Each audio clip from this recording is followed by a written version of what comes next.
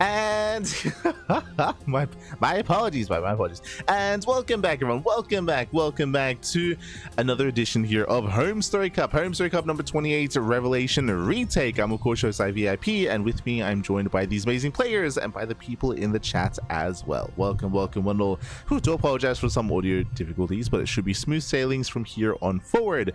And of course, welcome one all. To a bit of a catch-up stream, to a catch-up broadcast. Again, HomeStory Cup did take place 2 weekends ago, and we have been the B streamer. We've been live casting HomeStory Cup for the past, what, 4-ish years, maybe 5 years at this point. It's been a while, but we have been covering HomeStory Cup on a regular basis. Unfortunately, this most recent HomeStory Cup, we were unavailable, right? We were unavailable, we were not able to cover, not able to cast, and as a result, we're here to catch up. We're here to catch up on those matches on that weekend of StarCraft. Oh boy. Bearing in mind we just wrapped up with Rongi Cup, so we caught up with Rongi Cup, we caught up with Thunderfire, now we have HomeStory Cup, and we'll have Little League Cup around the corner as well after we wrap up with HomeStory Cup. So we got a lot of catching up to do. A lot of catching up to do. We'll get there, man. We'll get there. It's all good. It is all good. As we get ready for our broadcast, one moment here. Jesus. Transform. Beautiful. Okay, sorry, just fixing some stuff up.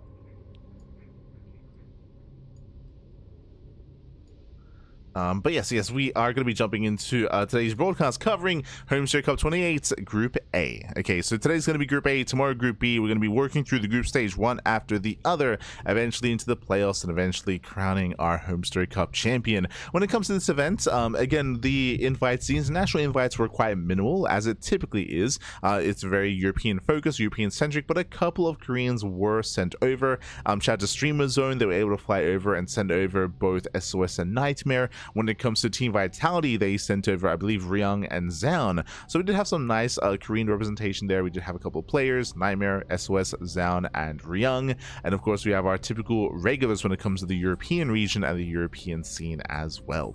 When it comes to Group A, we do have our matches ready for us here. Let us quickly switch our scenes over and catch up on the brackets and on our matches. Now when it comes to the group stage, this is merely only a portion. I want to say like around half of the matches are here, but again, it is a round robin group stage. Everyone plays against everyone. There's a lot of games, a lot of matches, and we did decide to kind of sift through them a little bit here and pick the top 6 that we did want to showcase and broadcast. Here we go. We're going to be starting things off with Lambo versus Zoun, then we're going to be kicking things off with a Kelazhur versus uThermal. We have quite a lot of uThermal games here. I'm assuming he played I'll double check, of course, to see if he didn't switch into random instead. We have Kelazhur versus uThermal, NightMare versus uThermal, Lambo versus uThermal, NightMare versus Lambo, and Zoun versus uThermal. So we do have tonight's matches ready for us here. There are some others, of course, again, round robin. I was tempted to get into like some PvPs between Zoun and NightMare, for example, but for now we're going to calm down. Again, there's just a lot of games to catch up on, and we want to eventually work through HomeStory Cup, so did have to pick and choose there when it comes to the matches. Meanwhile, when it comes to live coverage, I believe Steadfast was the B stream this time, and I think maybe there was some other English coverage as well, maybe Dave, maybe Chicken Man, but regardless, we do have our first matchup. Going to be jumping into our ZVP here. It's going to be in game 1, it's going to be loading into Winter Madness in our best of 3. Now in years past, and personally I do prefer the best of 2 format for the group stage. We have had best of 2s in HomeStory Cup group stage in the past, a couple of times actually, but I believe this time it is best of 3.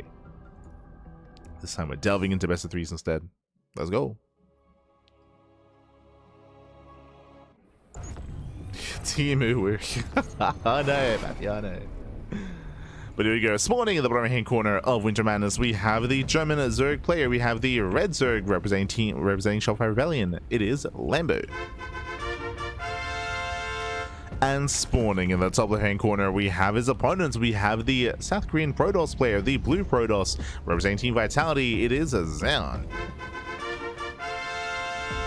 Here we go, and what a matchup to start the night off with, by the way, just because I would say that Zoun and Lambo are the top 2 seeded players of this group, Zoun being the first and Lambo being the second. I mean, I say that there are other players that can threaten, of course, like NightMare, like uThermal as well, but yeah, these are the 2 that typically I would expect to make it far and to make it out of the groups, but early on, facing off here in the first round. Let's go. Let us go. again, when and where they play against each other also does impact things, especially because HomeStory Cup group stage days are very long. They're very, very long. So towards the end of the group, fatigue can and does set in. But here, we're kind of fresh. We're fresh. First series of the broadcast of the day. So now we're dipping in. Hatchcast pool, standard open out of Lambo. Zoun likewise opening up with a gate expand. So far so good. I'm curious to see how Zoun has adjusted as of late. I did mention this previously, but Zoun, he has been very inactive in recent times. So Zoun, there's not really too much to work off of. He's not as active as Hero or Classic or yeah, Hero and Classic come to mind, or even Creator. Like they're a little more active. They play in a little more open cups, a little more open tournaments, and a little more invitational and big events as well. Premier online events, I should say. So yeah, Zoun, he's just a very inconsistent player when it comes to participation. So it's harder to kind of judge his current rate of skill and his current form and his current play style. In my mind, he's a very aggressive player, and he's shown us that last year. But again, it's been a while since we've covered Zoun on a regular basis. So I'm curious to see how he does approach Lambo as he throws down the pylon behind the mineral line. Okay, so does hide the pylon, does hide the tech. Interesting, and we'll see if he does go for a Stargate into banking up the oracles back at home or a Twilight Council. Eyes are on Zoun. Bearing in mind, Zoun did go all the way to... Oh, my Forge first? Okay. Let's go. I was gonna say, bearing in mind that Zoun, he did force Raynor. No, he actually beat Raynor. He beat Raynor in RSL. That was what, like a season ago. Like we have seen Zoun pop up against Raynor, and that was in relatively recent times. And that was with a lot of aggression. That was with a lot of glaive depths, a lot of early timing attacks, and we're seeing that here. Early Forge means early +1, and this looks like this can be one of two things: either like an Immortal-based all-in or a vanilla Gateway-based all-in. Regardless, hyper aggression, early +1. Early timing.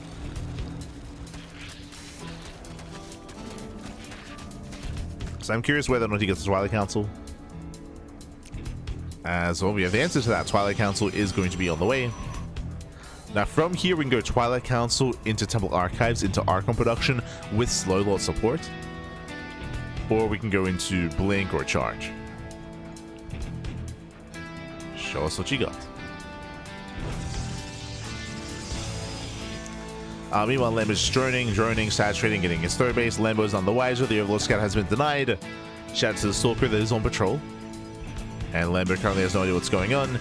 And there's a lot of scouts. Now, something that Lambo should confirm soon with his Zergling is the lack of third base. Lack of third base is already a tell that something is wrong, something is amiss, something is not quite right here. We can see it's going to be a charge all in on 2 bases. And Lambo, he needs to piece this all together. He does break in. Third base is being taken.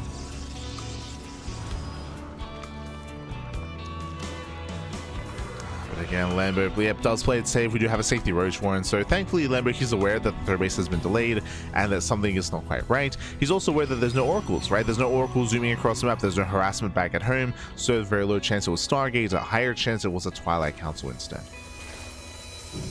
So Lambo currently is playing it safe. Could be DTs, could be glaives, could be a blink-based all-in. Meanwhile, Zoun should be banking up his zealots here in his bases, and we have the answer now. I assumed, if you remember, it was going to be a Twilight Council into Temple Archives, into an upgrade less timing, but no, the answer is we're still getting to Charge and Archons as well.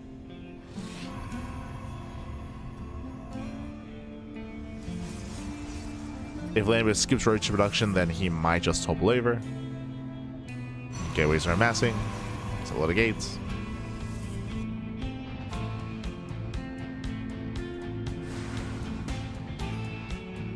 And here comes the first sign of the move out to the Warp Prism. Warp Prism's on the way. Now, I was curious about this. If you saw, +1 wasn't really lined up with the rest of the upgrades or the timing. So we finish +1 and we go straight into +2 instead. Okay, so there's going to be a later timing available here for Zoun. Despite that, the Prism does indicate that Zoun is going to be pushing. Assuming this isn't just going to be Archon Harass. So he's initially moving out. Lambo's on patrol. And we'll scout the Prism. He knows Roach production has begun. Making 3 Roaches currently. We go 7 more on the way.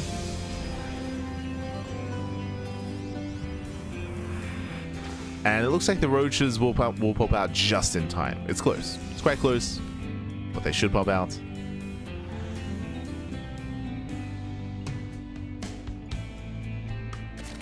Lambo getting up to 3 base saturation, delaying his 4th base, playing it safe. Safety Baneliness as well. And Lambo's fine. You can see here that we only warped in 3 Zealots. Archons, they can tank. They can threaten. At the same time, Zoun going for a Zealot run by at the natural. Gets 1, gets 2 queens. Oh, no transfuse. Yeah, late reaction out of Lambo. Losing 2 queens. At the same time, Zealots, they do bust into the mineral line, and they do focus down a couple of drones. 3 in total so far. Getting to 3 drone kills. Archons are over to another Prism. Prism goes down. A nice pickup. Does come at a cost. Lambo losing 3 queens. 3 queens go down. There's the recall. We'll save one of the Archons. Both, actually. Zoun gets out. Now, of course, what is scary here is +2, right? +2 is just about to finish. So Zoun has that timing. Warping in now Immortals. Ooh, when he's expecting a massive counterattack here, we have cannons on the way, shield batteries on the way as well. I mean, he guesses correctly here. Lambo never got a 4th. His 4th is very late. Late 4th base. Lambo just moving out with a mass amount of roaches, and we'll see if Zoun can survive this. Without Blink Stalkers, it's going to be a tough hold. He's going to be much more reliant here on his Immortals, side defense, and his Archons. It's not going to be an easy defense.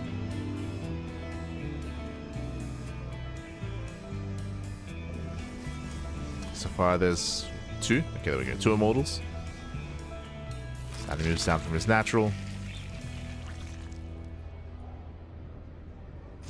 Remember, the longer this game goes on, the better it's going to be for Zoun. Lambo sees the side defense. Waiting for Banelings, I would imagine. This Baneling speed is on the way. There we go, morphing in 10 Banelings. Now, if Zoun had prioritized Storm, I do feel like this would have been an easier hold, but he chose not to research Storm. Again, he's getting to Blink, getting to +1. As the run by does distract, Lambo, he does turn everything back around. Uh-oh. Lambo is being distracted, is being delayed.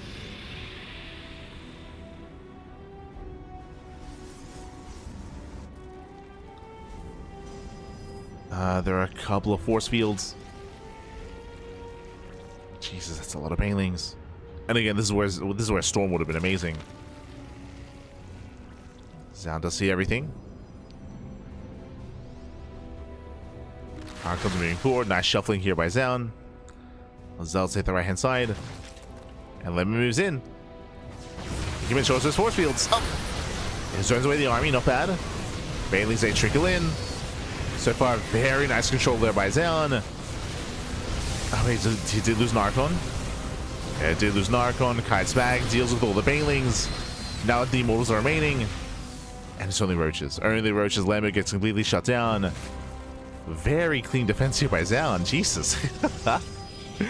Again, the force fields were on point. The arc composition was on point as well. He had some nice splits, some nice... Oh, he had some nice kiting. And this is getting scary. The Immortal count is slowly building up. Zoun now has Blink. Remember, Lambo, he is not droned in a couple of minutes at this point. This 4th base that was thrown down earlier, I mean, he's just transferring over as he's running out of patches. Staying on a very low drone count of 65. This is enough to allow for the all-in to continue, but he cannot allow Zoun to get a 4th base. This 4th base is on the way, and it should be denied. Storm has begun. That's potentially the nail in the coffin.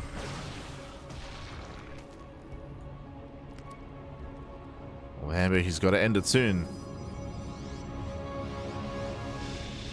Thankfully for Lambo, we're lacking some Archons here. Just now morphing in a 3rd Archon. Like, Archons are going to be paramount against all these Banelings.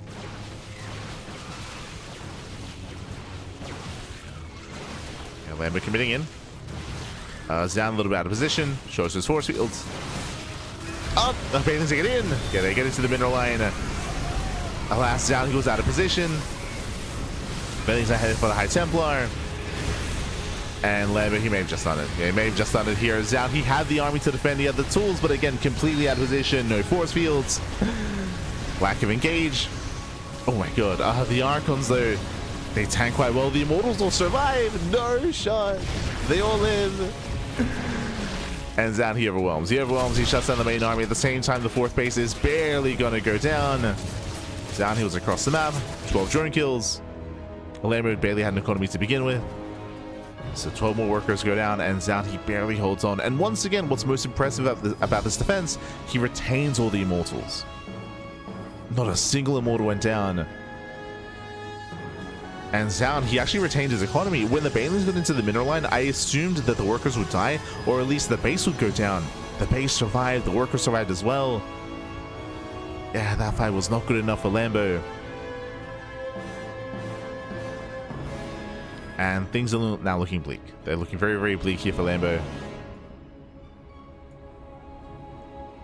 His Ravage count was reset. The one good thing for Lambo here is that he killed the fourth base, right? At least he killed the fourth expansion. So he's stopping Zoun from getting out of hand when it comes to his economy, at least, and his production. Lambo just now joining up. So again, at least he killed the fourth.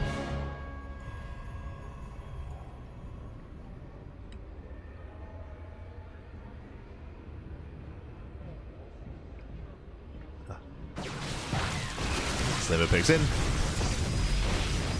That's forced to cancel.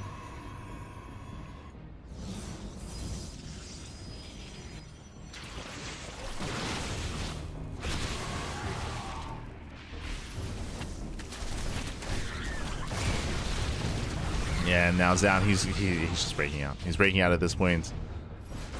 Up until this point, Zoun has been stuck defending outside of his Zealot run by his Zealot harass. Now he can break out across the map. This time he's got Storms, he's got 3 High Templar. I'm a little bit concerned about the lack of War Prism. Lack of Prism with the army. Lack of control. Lambo going for the counterattack, looking to strike that fourth base, or a cannon's in position.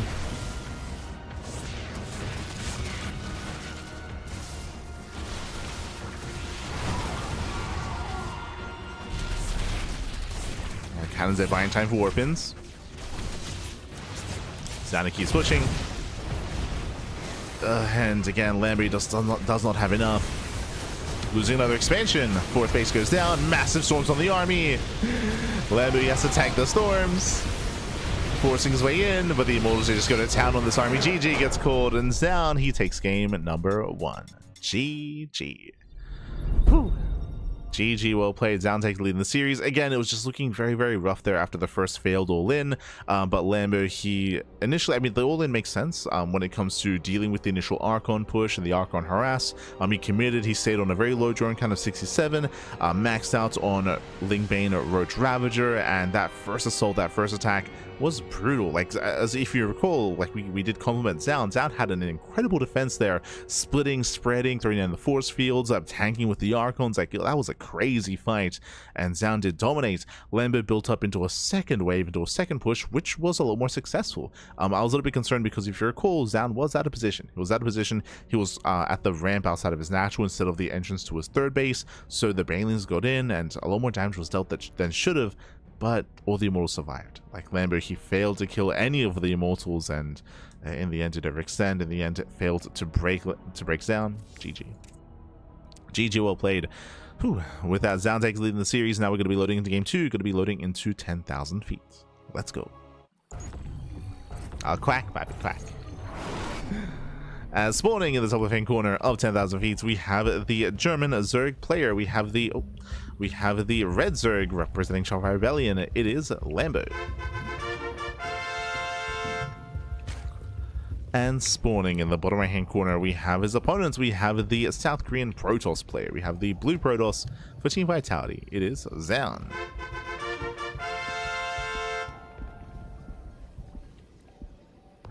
Here we go.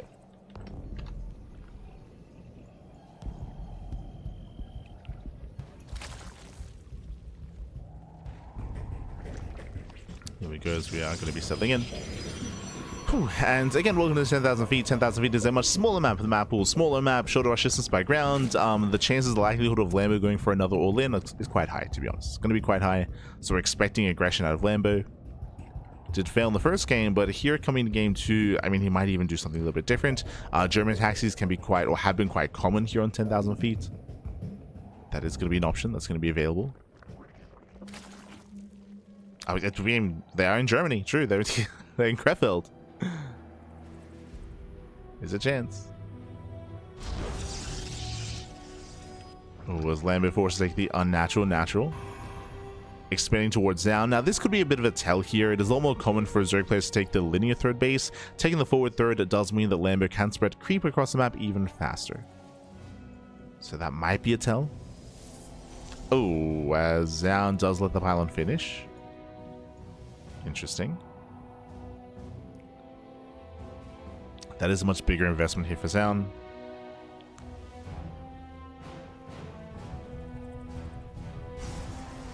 We'll see if he can make this worth it. To make this worth it, I would imagine he would have to open up double adept to get across. Yeah, he did open 2-gate. Okay, yeah, makes sense. So 2-gate opener out of Zoun, a much more aggressive start, delayed natural. Basically, Zoun, he's going to be delaying and sacrificing his own natural in favor of a faster second gateway, in favor of double adept harass. They're being cornered as we speak, and the goal here is to get across the map to delay the expansion, but the pylon is going to be dealt with. Yeah, the pylon is cleaned up. Lambo can soon expand. So not entirely certain it was worth finishing that pylon. But Zoun is coming.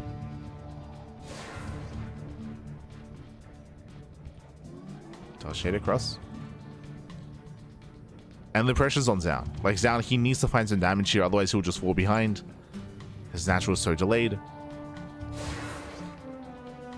Because he lost the pylon, he had to make another pylon, so that delays his other adept.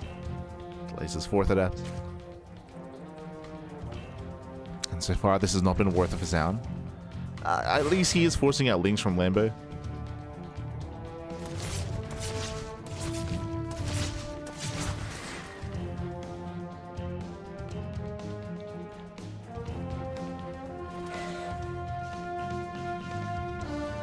Force out a lot of Zerglings. Zoun races back, getting a safety shield battery.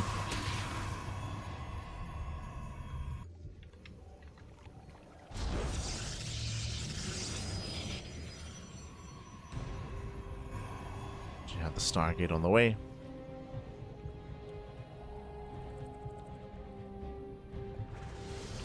And I was about to say that I do favor Lambo in this position, but he did invest into a lot of links, right? A lot of these could have been drones, so he did overinvest. So for now we're settling in. Lambo able to take his third. Third is on the way, gets scouted here by the hallucination. Likewise, Zoun is checking for early tech, checking for an early lair. Early roach warren, confirms no gas mining. Should be feeling safe.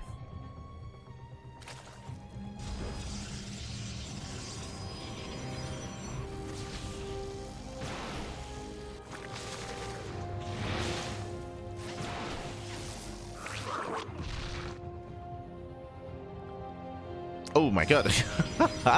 That I wasn't expecting. So Zoun, he's going for a delayed third, and he's going into a very fast fleet beacon, rushing into Tempest. I'm assuming Tempest Rush here. I mean, Tempest Rushes, they do hit quite different here on 10,000 feet. If you remember, we did see Hero do this very build against Raynor not too long ago in the Thunderfire finals. Specifically, this position here across the ravine can be abused by siege units, whether it's tanks, whether it's broodlords, whether it's Tempest. So this space is very exposed.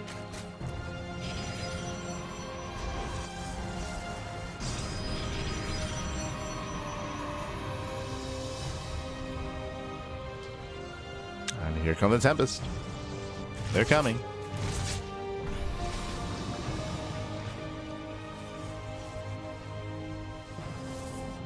We're researching tectonic destabilizers. We'll have bonus damage to buildings. To massive.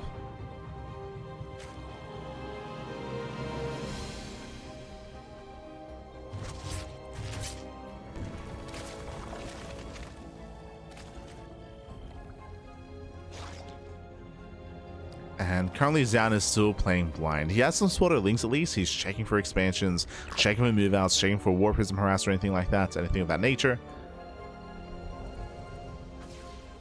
But hasn't gotten into the bases. Not yet. Larry's finishing up. With that, we should be seeing an overseer scout.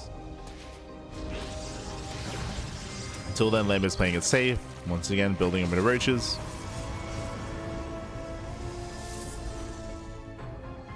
Oh, and is going for the Spire. Okay. Bold move. Bold move going into a Spire here. I mean, it's going to work very well. I did mention, I was going to say bold move attempting to go into Mutaplay on a map like 10,000 feet. But it's going to work amazingly here against the Tempest. As Tempest move in, they're now mining. Lambo now stuck on a 2-base economy. Thankfully, his 4th base is almost done.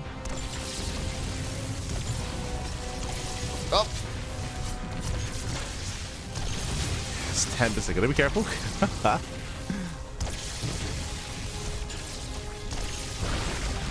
So by catching a queen.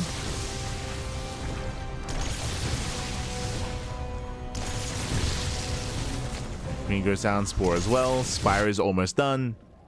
Question becomes, does Zoun kill the base? Does he kill the 3rd?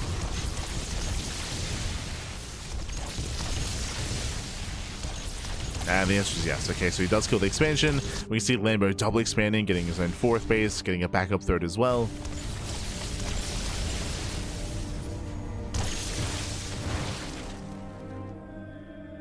And we can see that Zoun, he's not committing into mass sky toss, he's going for a ground switch. +1 is on the way, charge is on the way, Templar Archives or Archon production as well. Switching to ground. Can he kill another base? No shot! The Queens are rotating over. 2 more volleys. Another volley is about to go off, Clutch Transfuse. But the hatchery goes down, there's a recall! Yeah, 1 Tempest. 1 Tempest falls for 2 hatcheries, well worth it here for Zoun. Gets the hell out of there. Oof, and again, Lambo, he is only on a 2-base economy. Losing his 3rd and his 4th. Ay, ay, ay. I would have wanted Lambo to have been active with these Corruptors. Remember, he just defended, and the reality is that there's not that much anti-air. But as time goes on, now we have more Archons morphing in, more Stalkers as well. Lambo's now moving out with these Corruptors, but I do feel like there was an opportunity to be more active earlier, to give chase. Oh, something that we have to praise though, nice Contamination. Contamination here on Storm.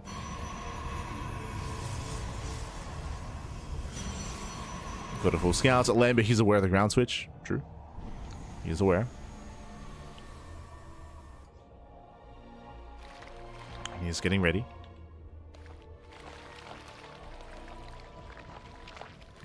He's building up. Likewise, Zoun should be turtling. Just be turtling back at home, building up his Immortals, Archons, or charge lots. Question becomes, can Lambo break him? It's looking very similar to last game. Lambo's going to commit, and it's going to be on Zoun to survive. Looks like Storm will finish.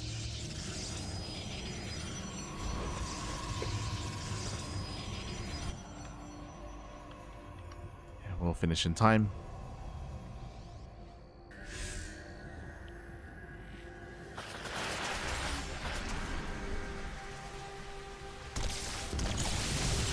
Moving in, trying to force the army into the open. That's a kill. Yeah, it's a kill, not a cancel. Zoun does slip up. Decent Storm. Some of the ground army at least. Corruptors are looking right all the way in, trying to go for the Tempest.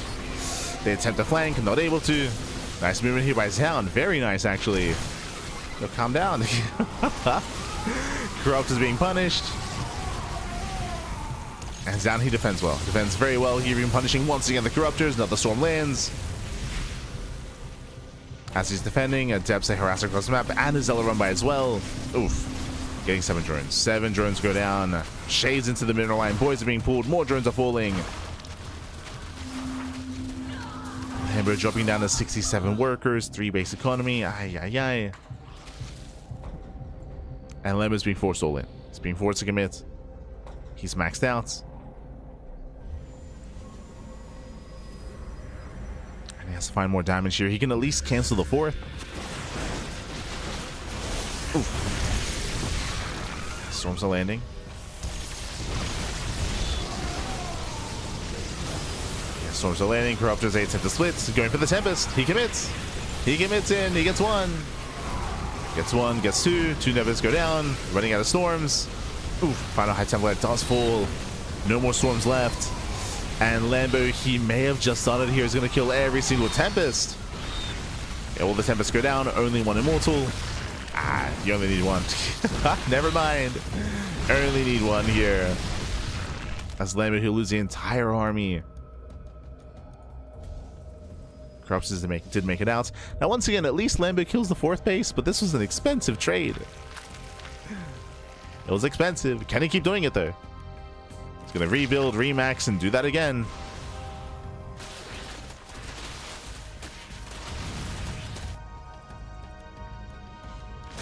Yeah.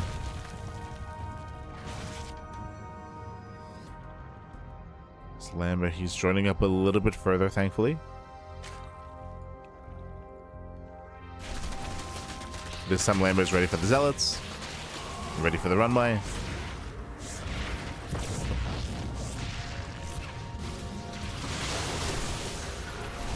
Oh, as Lambo, he doesn't have much support. No! The storms land and Lambo's gonna lose all the Ravagers. Yeah, he overextended. Big overextension from Lambo, losing almost everything. That was a brutal fight. He had no buffer, he had no supports. The Ravagers were exposed. Zoun taking some very strong fights. And Zoun, can he finally get a fourth base? Is it happening?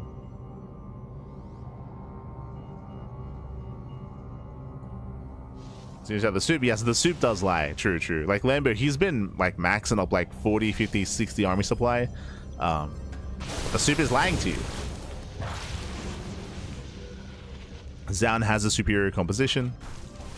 That's why he's been holding and taking better fights. Zealot run by at the same time. Lambo being chased down. Oof. His crops is getting low. You can see Lambo going for a big gambit here, is going for into Broodlords. Greater Spires on the way. Lazani breaks out across the map.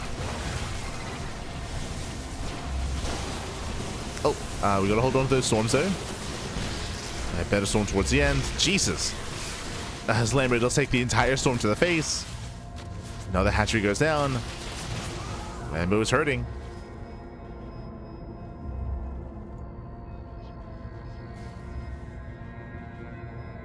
And Zoun is almost maxed. Oof. He's almost maxed out. Can we get the High Templar? Up! He wants them. Gets one. And one Templar goes down, does force out two storms. Yo, Broodlords have begun. We got four Broodlords morphing in. Unfortunately, as Lambo is getting into Broodlords, that is just as Zoun is going back into Tempest. So Zoun does have an answer. Another Zealot run by.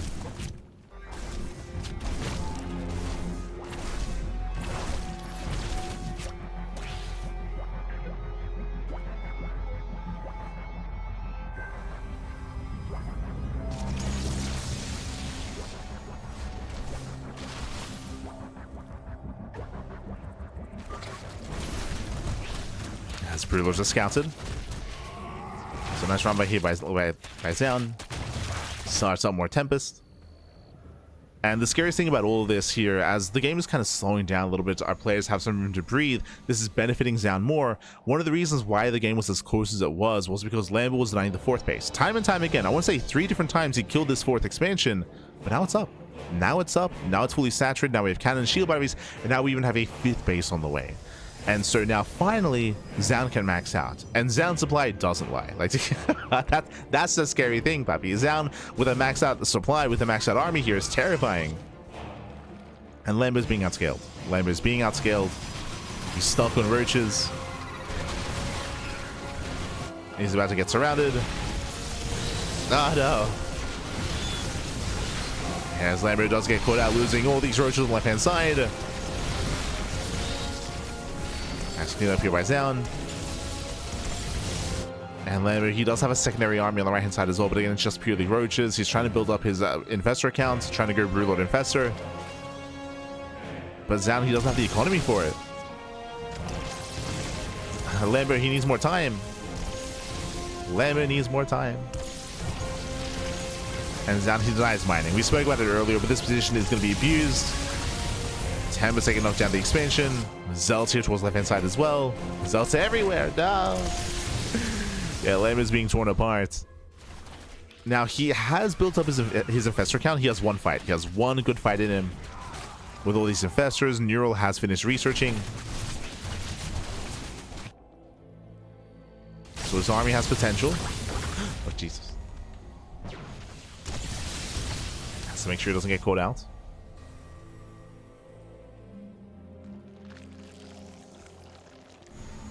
Ooh, and this is scary. Zoun doesn't push. Zoun, he doesn't need to be honest. Like, Zoun, he doesn't have to move out. He's already ahead. So it pulls back, it gets another Stargate, another Robo, +1 air attack, +3 attack as well.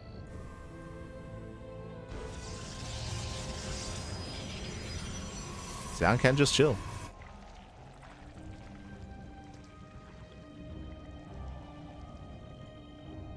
As long as he's denies bases.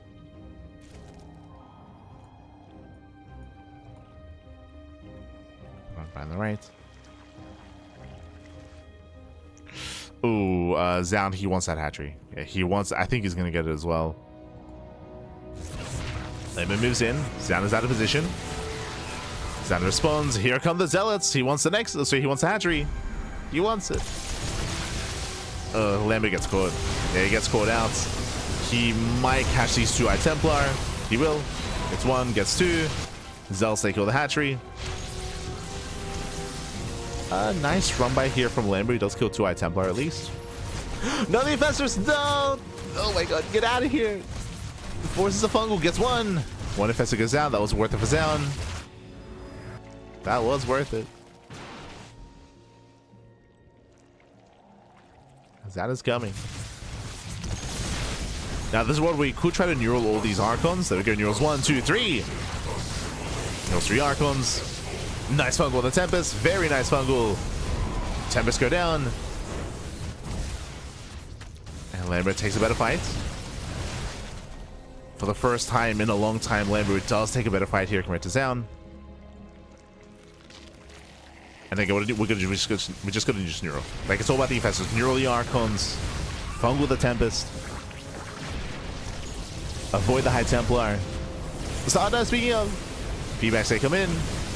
Storm as well. The base goes down. Zealots are getting into all the Infestors, and it looks like there's just not enough Zerg. Yeah, not enough support. The Archons, they start to step in. Tempest go down, but it's all about the ground army at this point. As he wants those Brood Lords. Can he get on top of the Broods? Can he get there? It's close. Yeah, there's 4 Archons left. Blink Stalkers, they do come in. GG gets called, and Zoun here overwhelms. Zoun, he will take the series 2-0, knocking down Lambo. GG. Whew. GG, well played. Again, Lambo, he just had a really rough start here. Once again, I will say that he did a decent job when it came to knocking down the 4th base, but he had a very, very hard time teching up and teching out. And not just that, I say he had a rough start. Remember, he lost his 3rd and his 4th base. Like, the initial Tempest rush out of Zoun was very successful when it comes to knocking down bases, crippling the economy, and slowing down Lambo. Eventually, Lambo, he did eventually max out with his own corruptors, with his roaches, and tried to move out. And he was denying bases, but he could not kill. He could not kill, could not break Zoun, and eventually Zoun, he snowballed out of control. As I mentioned before, like, sure, Lambo, he had multiple times where he was eclipsing Zoun's supply by like 40, 50, 60 supply, but again, it was a much more inefficient composition, a very roach heavy style, and he tried to get into Infestors towards the end, but didn't quite have the bank for it. Didn't quite have it. Had some nice fights though, but GG. GG, well played. With that, Zoun does claim the series, and we're going to be jumping into our next set of players here. Again, this is a round-robin group stage. We have plenty of other players here in said group, and up next, we're going to be jumping into a, I believe, TVT. Yes, TVT between uThermal, and Diego Kelazhur. Let's go. Let us go. Again, big fan of Diego Kelazhur, though nowadays he is a retired player. He only ever competes and shows up for events like this, for events like HomeStory Cup, to kind of celebrate the game and come together and meet up with all the StarCraft friends. So it's great to see Kelazhur once again, but I'm not too convinced by his current state of play, but we'll see. We'll see how he compares. Let's go.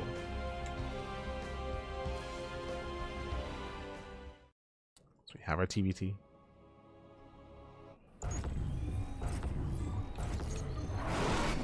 And spawning in the bottom hand corner of Winter Madness, we have the Brazilian Terran player. We have the red Terran. It is Kelazhur. And spawning in the top left hand corner, we have his opponent. We have the purple Terran. The purple Terran player from the land of the Netherlands. It is uThermal. Going for the proxy. Going for the proxy 2x. Let's go. SVs are being sent out across the map as we speak. Being sent over here towards the third base location. And we'll see if Kelazhur scouts. We'll see if he goes for a safe build. The scary thing, of course, is that welcome to Winter Madness. Winter Madness is one of the larger maps in the map pool. And Kelazhur, he might not feel the need to open up double gas. If he goes for a max expand, then Kelazhur may just die. Meanwhile, you need to, there we go, filters, purple, beautiful. Sorry, just fixing up the player names, just fixing them up. Meanwhile, double gas. Okay, double gas to open it out of Kelazhur. He does go for a safer build. With this means that he'll have a faster factory, faster Hellion, more importantly, and if Kelazhur can get into his Hellion, he can shut this down. Just currently playing blind. This initial Reaper should be scouting for proxies. And ideally, Kelazhur cannot lose this Reaper, right? Can't lose it.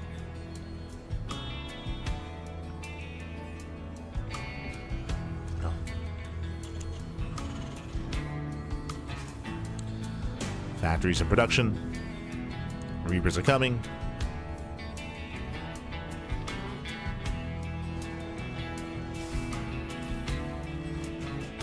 And the Reapers are coming back. And Kelazhur, he will scout the proxy location. Yep, does confirm. Pulls away. Good reaction. Solid reaction here by Diego. Does pull away.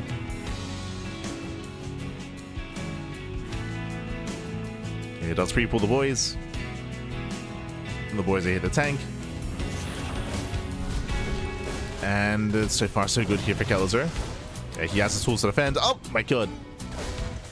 Reapers, they try to sit by. And they do get into the main. They get into the main base. Oh, Kelazhur does overextend, but he still will get both Reapers. Massive pickups. Kelazhur, he shuts down the proxy. The Hellion is almost out. And uThermal, the proxy has failed. Proxy has failed. We have a factory on the way back at home, but this is a rough position here for uThermal. Very rough. Kelazhur being a little bit ambitious. He shouldn't be here. Oh, the Hellion does have that. Yeah, he's fine. He's got the Hellion. He can tank. The counterattack is a bold move. He's rushing across the map. He's rushing across. Meanwhile, uThermal, he still rallies here across the map instead, headed into the main, but Kelazhur, he's staying in the main. He's just backing up his own army.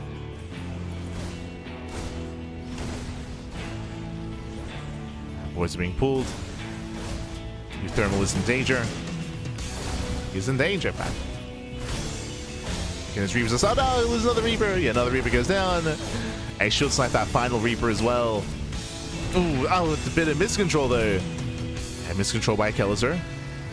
Loses the Reaper to an SCV. Ooh, and Kelazhur, he moves out too soon. Yeah, he moves out too soon. uThermal moves in. uThermal, he has potential. Kelazhur racing back. Using 1, 2, 3 SCVs.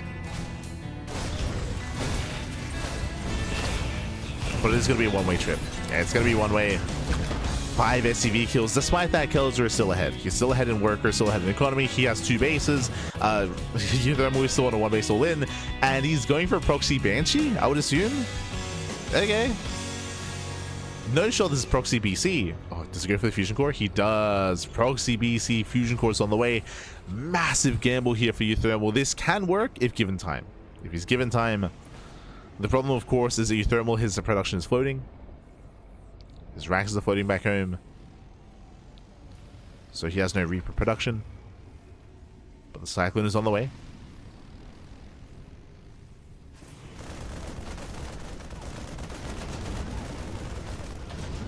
Cyclone is coming. Kelazhur, he commits.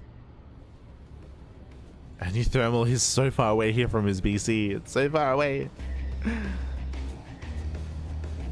Now, Kelazhur, he should be able to knock down the wall, knock down the depot, push into the main base as well, but can he snipe that Cyclone? Nice harass by uThermal. Being so annoying. Slips into the natural. No! He gets locked on. Yeah, lock on the tank. The tank is going to go down. That should not have happened.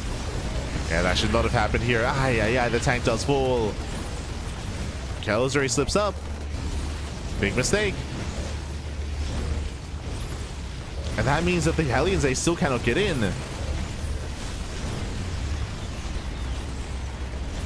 Kelazhur this time does break the lock on.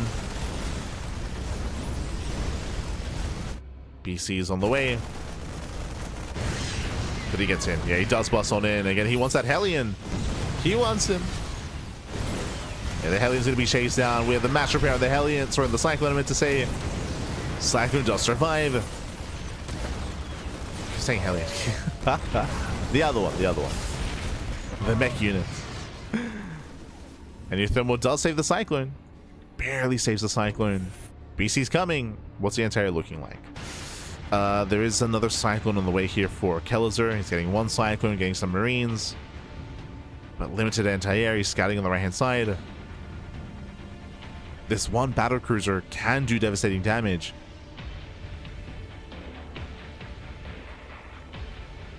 Oh, he finds it. It does scouts. Teleports into the main. Kelazhur does now have a second Cyclone. Yeah, second Cyclone, locking on the BC. And this BC, it's gonna go down. Remember, recall. Teleports on cooldown. No more tactical jump. Oof. Expensive loss, and that's gonna be game. That's gonna be game here. That's all that uThermal had. He's still down in workers, still down in economy. Does have another BC on the way, but the power of BCs is when you can build them up over time. Build up a second, third, fourth BC. Losing the first one already here is brutal. Oh, he supply. No, he supply blocked. uThermal. Kelazhur wants that Cyclone. Oof. Does move in. Massive Hellion shots.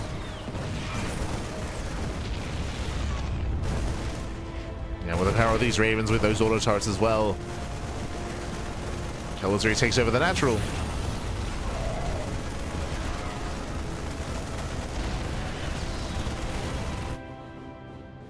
Meanwhile, BC's coming. Nice lock on. Snipes a Raven. Like, uThermal has been, sorry, I should say Kelazhur has been slipping up every now and then here. Losing a Cyclone, losing a tank, losing a Raven. BC does teleport in.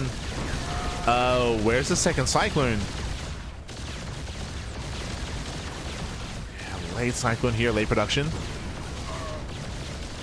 Yeah, BC's popping off. Sniping more SCVs. Oh no!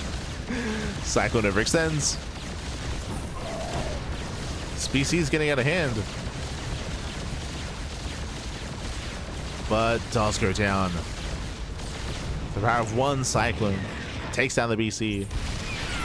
Once again, uThermal does kill 11 SCVs, but that's still not enough. Still not good enough. uThermal still stuck on a one base economy. Auto shots are coming in. Starting back the army. Ooh. So Kelazhur does lose another Cyclone. But the factory's under fire. uThermal, he has to commit. Gets a Raven. It's Raven. Factory goes down. uThermal does have another BC on the way, though. True. Uno más, papi, uno más. Oh no, the final cycle falls. GG gets called, and Kelazhur, he takes game number 1. GG. Whew.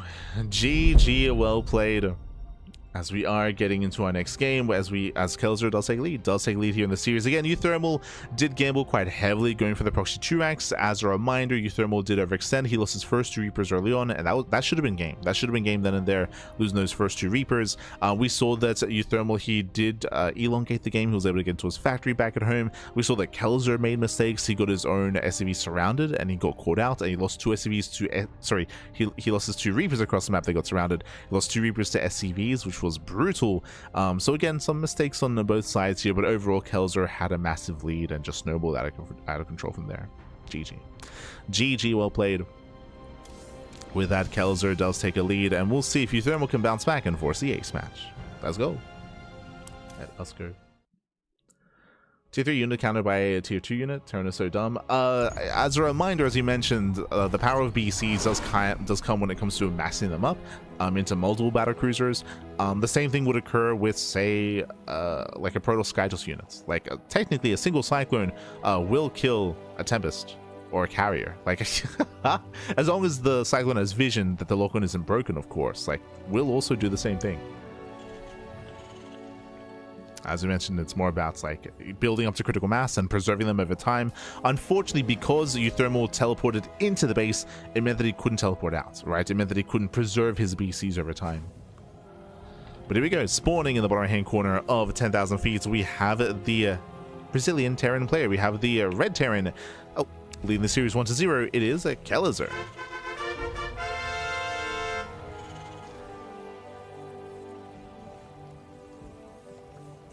And spawning in the top left-hand corner, we have the blue Terran player, the blue Terran himself from the land of the Netherlands. It is uThermal.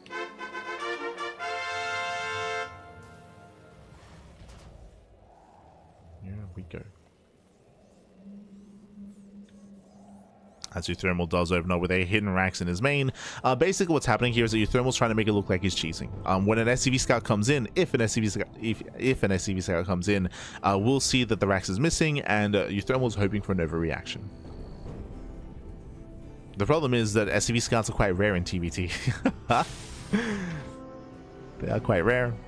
Hello, Ninja Base? Okay. A ninja base on 10,000 feet? Bold move here by uThermal. Bold move. This map is quite small. The problem here is that there aren't that many bases to scout. If we were on the Old Republic, or Winter Madness, or Celestial Enclave, or even Mothership, then sure, but on a small map like 10,000 feet, this feels less effective. But sure. So economic opener, racks expand into factory.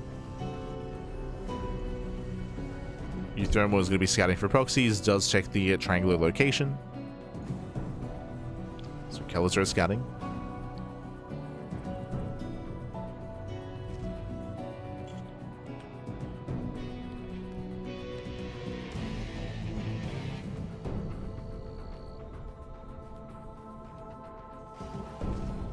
Kelazhur getting to the earlier tech lab. Ooh, does take a hit to the face. Pulls away, and does confirm there's no CC on the low ground. Now, technically, there could be a CC on the high ground here for uThermal. So Kelazhur, he doesn't recognize anything is really weird. He saw the lack of wall, true, the lack of racks. 3 CC? Wait, what?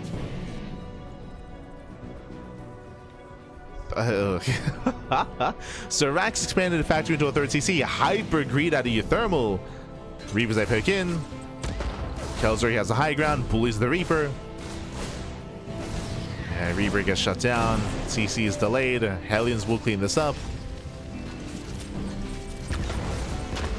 But overall, a shaky start here for uThermal. Ooh, as the Hellion does not get, sorry, as Reaper does not get away. Nice time from the Hellion.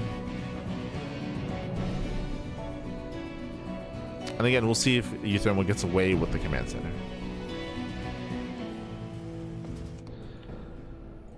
Now that CC timing was very suspect, right? It was a very late command center, so Kelazhur, he should recognize something isn't quite adding up here. There's definitely something off when it comes to uThermal's building timings. It's possible that he might believe that it was a faster, maybe second ranks or faster starport before CC.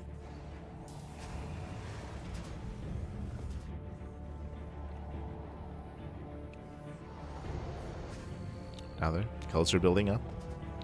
Because of the ninja base, it also means that it takes longer to saturate, as you cannot transfer workers over. So it takes a little bit longer for the ninja base to really start paying for itself.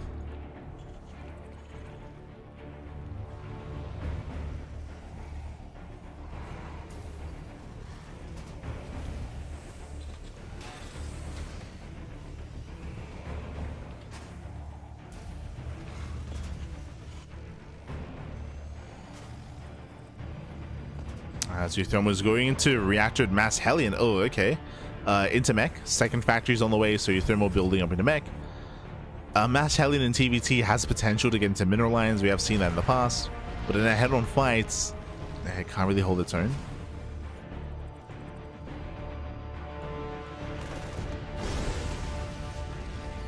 Herman's composition gets spotted.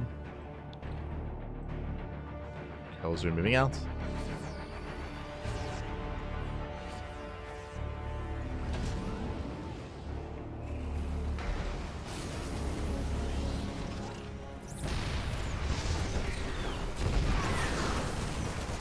As I'll be honest, I don't think uThermal can really commit in. He does have a mass amount of Hellions. But here we go. Does go in for the surround, collapsing the Marines. Very nice shots of the Marines at least. The Marines that get roasted, and he gets the surround on the tank. The tank will go down. Oof. Okay, uThermal's holding. uThermal is holding on. Still a messy defense here as, oh god, never mind. I thought uThermal might barely have enough to shut down at least the Cyclones, but no, the Cyclones, they commit. The tank rallies forward as well. Boys are being pulled. uThermal getting desperate. He's getting desperate, Pappy. Ooh. Nice target firing with the Ravens. God, but the tank. It's a tank, Pappy. Does not go down, and even though uThermal should survive this has been a very messy defense here and a very expensive trade for uThermal. Losing 6 SCVs. Now thankfully he has a ninja base, right? True, it's fully saturated, so uThermal losing these SCVs, it's not really as impactful here. He still has an economy. He holds. True. uThermal does hold. It was messy, it was not clean, but he does hold nonetheless. And again, Kelazhur, he probably thinks he's further ahead than he is. Based on what he's seen and based on that defense, like Kelazhur would be ahead if there wasn't a ninja base. This does allow uThermal to keep up. But he's still stuck on Mass Hellion. Like, I'm still not entirely convinced here.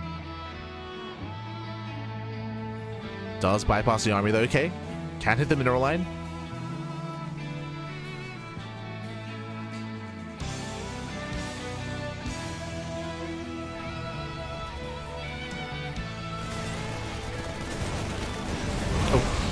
Nice Hellion volleys, does bust in, SCVs will get roasted. Yeah, at the same time we do see Kelazhur does commit, kills the CC. Kills the natural. Hellions are cleaned up. Kelazhur, he defends, he attacks, he's knocking uThermal down to a one base economy, or what he perceives to be one base. Meanwhile, Interference Matrix is done researching. Ravens are moving into disable. And they will get both tanks. Oh, there we go. Gets one. Gets one, not avenging for the other. So once again, a messy trade.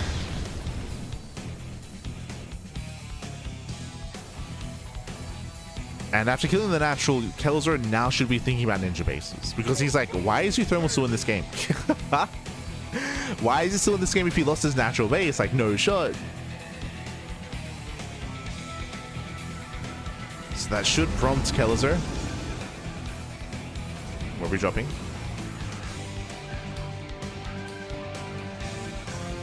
Does drop across, claiming his third. Back at home, we have Ghost building up for uThermal. It's going Hellion Ghost. Let's go. Hellion Ghost Raven. I mean, there's a lot of potential with this army, true. With disables, with EMPs, with snipes. With disables really more than anything. Yeah, this isn't like SE Evo. Like, what's... I'm not entirely convinced as to what the purpose of the ghosts are.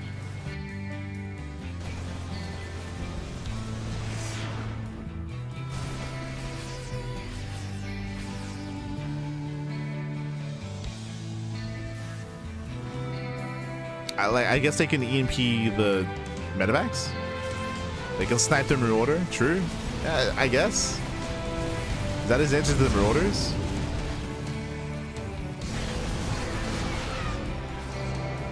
Hellions are doing cripple the economy. 9 SUVs going down. Very nice. Oof. This Kelazhur does lose a full medevac. I'm ready for the snipes. Yep, there we go. So as we assumed, the ghosts had to deal with the Marauders. Oof. As uThermal runs into the main army, we have a second ninja base on the way.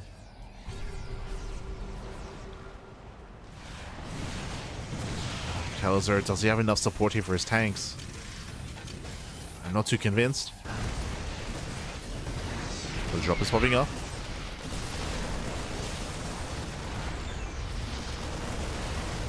Kelazhur playing it safe. Plays it safe. Breaks through the Hellions. The mule. Not like this, uThermal. GG gets called, and Kelazhur, he breaks uThermal. He will claim the series 2-0. GG. Whew. GG, well played. Kelazhur, he will claim the series. A very odd style here and very odd build out of uThermal. Going into the ninja base on 10,000 feet was an odd choice, but he didn't get punished. True, he didn't get punished with the ninja base, but he was still overly greedy. Remember, it was a very fast third TC, so his build and his greed was still punished. Wasn't denied his ninja base, but he was denied his third. So his third was denied over and over again. And again, Hellions, they don't really scale too well. They're amazing when it comes to harassing. If uThermal can avoid the army, get across the map and get into mineral lines, you saw a lot of SUVs being killed. A lot of SUVs were being killed, but in a head-on fight, the Hellions are lacking. We saw he had a really interesting composition that he was trying to make work. Hellion, Raven, Ghost, which can work out well if you have an economy, though. I feel like that's what you're reliant on, is if you can get up to your 3-base saturation, then you can afford that and build up into a comparable composition. But the problem is that he never really saturated his third. Like, it was being knocked down time and time again. GG. GG, well played. With that, Kelazhur does claim the series, and with that, we're going to be getting into our next matchup. Going to be following uThermal into his next opponent, into NightMare. Let's go. Going to be getting into a TVP. Oh, no, my apologies. This is not a TVP. uThermal, he is picking a different race. He's picking Zerg. Interesting. Okay, let's go. What makes the meta? uThermal, he's a very experimental player. I think I'm comfortable saying that. He's very, very experimental. And at times he does come and he's willing to try out some weird builds and some weird things. And at times they can work out quite well, and they can become like niche builds that a pro player or a higher tier player like a Clem, for example, would sprinkle in like a best of 5 or a best of 7, right? Like, I will say that uThermal, he has been able to bring some unique builds to the table, of course. Maybe not builds you can rely upon, but builds that you can mix in for sure. And let's go. Spawning in the top right hand corner, we have the South Korean Protoss player. We have the red Protoss, the red Protoss himself representing Streamer Zone. It is NightMare. And spawning in the bottom hand corner, going for the hatch block, or going for the proxy hatchery, we do have the blue Zerg player himself from the land of the Netherlands. It is uThermal. Oh, okay. I assumed it was going to be blocking the wall here or disrupting the expansion, but no, uThermal, he's going for an all-in. He's going for a proxy hatchery to reinforce and to potentially even spine rush. Okay. So I fixed up the name. Okay, filters. Blue. Sorry, just fixing up the names. But yeah, bold move here. We do see uThermal, he does go double gas. Double gas tells us that most likely he's going into a roach rush. So we're leaning more towards roaches here. Oh no, he scouts. He scouts. He checks. He confirms NightMare. He's aware that the hatchery is missing, which is already very odd. He confirmed the timing of the spawning pool, and he confirmed the proxy itself. So nice reactions, nice scouting here by NightMare. He's fully aware. NightMare will go for a delayed nexus into a faster second gateway, faster pylon, and faster defensive setup. So things are looking better here for the Protoss. Things are looking a little bit more rough for uThermal. Here comes that Roach Warren, but again, he's been scouted. He knows he's been scouted.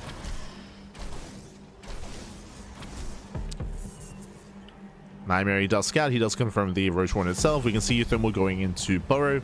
The way this works, that Burrow in this kind of game state works almost like Blink, if you recall, where you can move in with your roaches, you can commit to your all-in, and as your roaches get low on HP, you can burrow your roaches and keep them alive. Remember, roaches, they do heal when they're burrowed, so you can burrow them, keep them alive, and then unburrow and then go back in, kind of like you would micro-blink stalkers. We have seen this build specifically against Zerg and ZVZ. We have seen Roach all-ins and ZVZ at the highest level, which do incorporate burrow. But it is very niche. It's very, very niche. Queen gets hunted down. And there is no detection. True. So this can work. Depending on the control, depending on the micro, this can work. A Queen gets hunted down. The Lings, they save the Overlord. Oh no, they don't save the Overlord. Brutal supply block. Not like this. Ooh, the Roach is hunted down. Another Roach almost surrounded. Burrow is now finishing. And how many Roaches do we have? One? Oh, no. There's only one Roach. Burrow's revealed. Yeah, there we go. Does borrow the Roaches. But the hatchery will fall. There's no saving the space.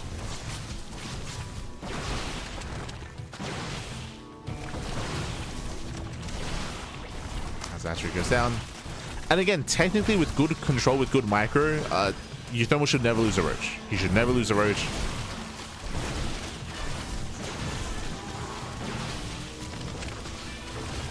Oh my god, as the Roaches are very low. As NightMare pulls away to his shield batteries.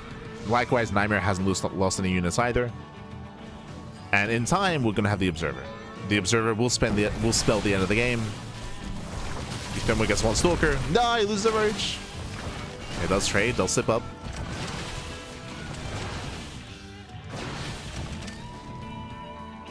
So uThermal does lose one Roach. Oh no, catching out of the Overlord.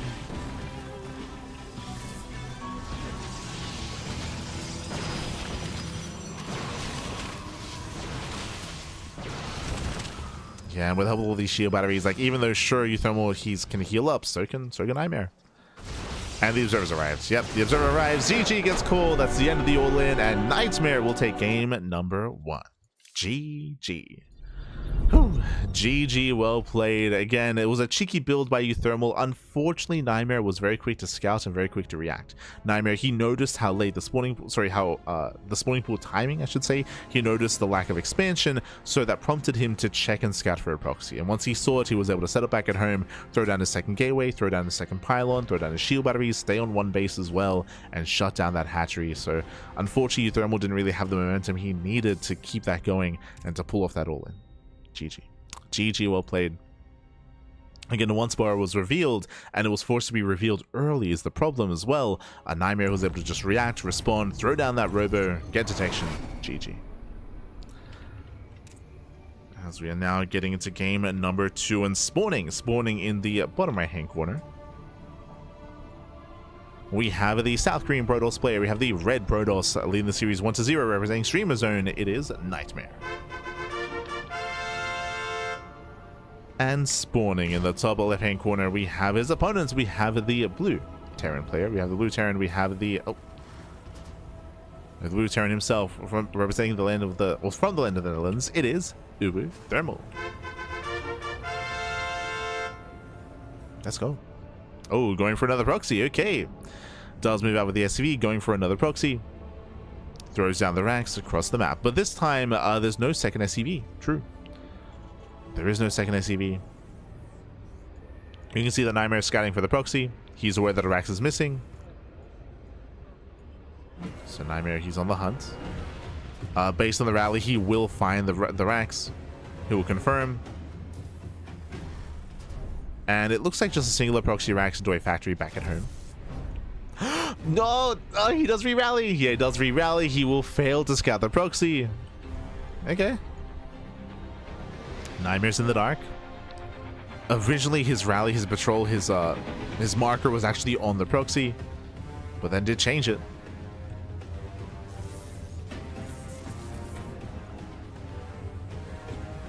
Ooh, proxy marauder. He rechecks. Yeah, he rechecks, confirms the proxy marauder.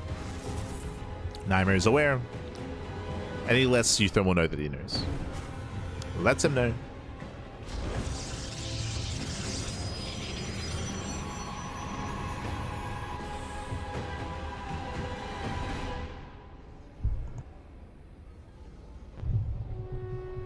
And this is a rough position here for uThermal. It is rough.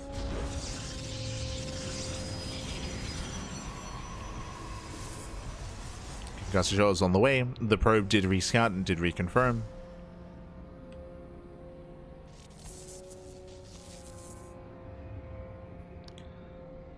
And we should be seeing an extra production setup. Yeah, this battery should not finish. Oh, the Zelda's hit the tank though. Okay. Nice control by NightMare. Just tanking for the shield battery.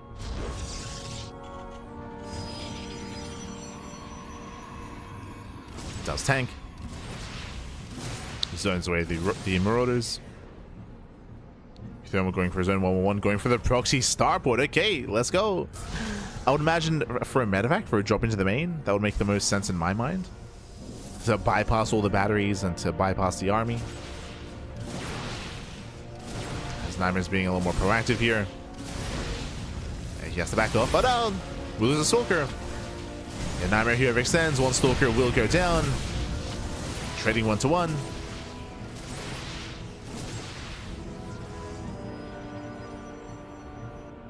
Anyway, here comes that medevac. Here comes that drop into the main. NightMare, he did scout the starport. He knows. Wow. He's scouted. He's aware.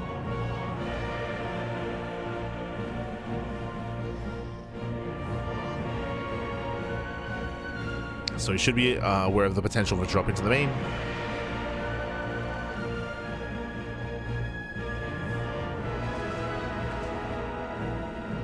NightMare pulling back.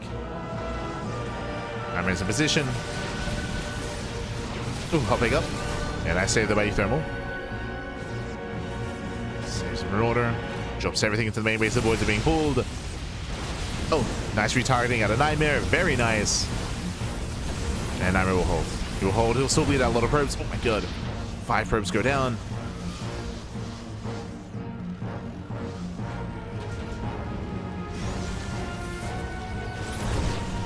Getting him to 7, okay. 7 probe kills.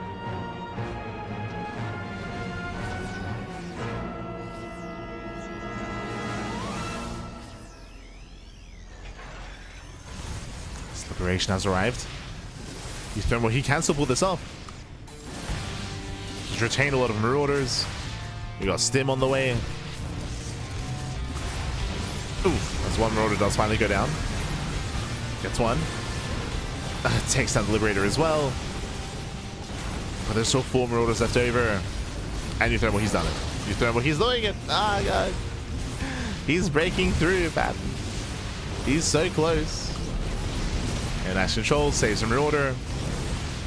Depowers the Robo. Massive pickoff. Yeah, there's no Robo, there's no Prism. No control. And NightMare, he will lose every single Stalker here. And we have a series. We have a series, man. We have a back and forth. Again, such an unfortunate location for the Robo. If the Robo was in the main, if the Robo was in a safer location, different story. Different outcome. But GG gets called, and uThermal ties up the series. We're going to the ace match. Whew, GG. GG, well played. We're going to the ace match here again. A cheeky build by uThermal, able to catch NightMare off guard. NightMare, he had all the information to be made aware of. He was aware of the starport. He was aware of the drop into the main base. He was responding with extra gateways, with extra stalkers. He intentionally delayed his robo, which was a greedy maneuver. And by the time he got his robo up and running, it was too late. He could not make use of it. It was depowered. GG. GG, well played. Oh, and uThermal's playing actually one of each. Okay. uThermal, so game 1 he played Zerg, game 2 he played Terran, game 3 he's switching to Protoss. Okay. You have my attention. Spawning in the bottom right hand corner of Ruby Rock, we have the South Green Protoss player. We have the Red Protoss representing Streamer Zone. It is NightMare. And spawning in the top left hand corner, we have his opponent. We have the Blue Protoss player, the Blue Protoss himself. Oh.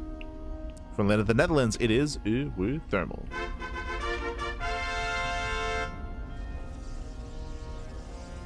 Here we go.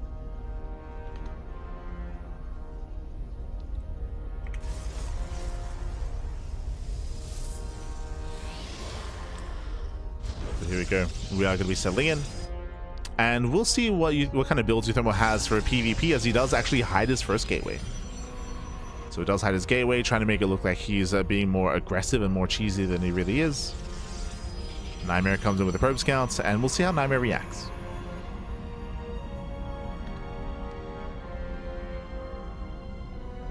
We shall see.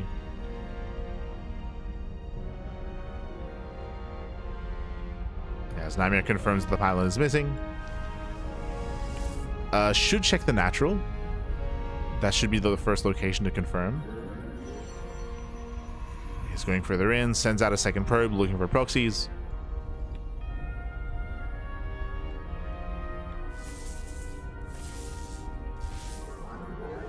The probe is a little bit telling though. Oh no, it's just gonna no uThermal. That's, I mean, he had to, but that's such a shame.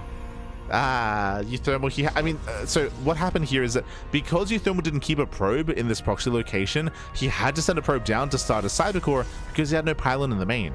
So he showed his hand, and now NightMare knows, okay, there's no proxy. There's no proxy, just 2-gate opener, standard build here by uThermal. Does still have a probe out on the map.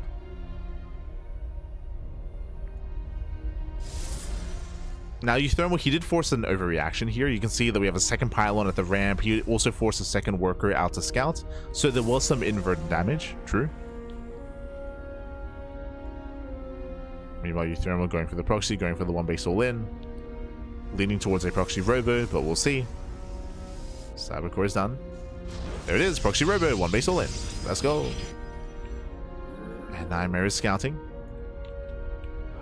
He's checking the center of the map, checking top right, and he will not scout the proxy. Not with this current rally.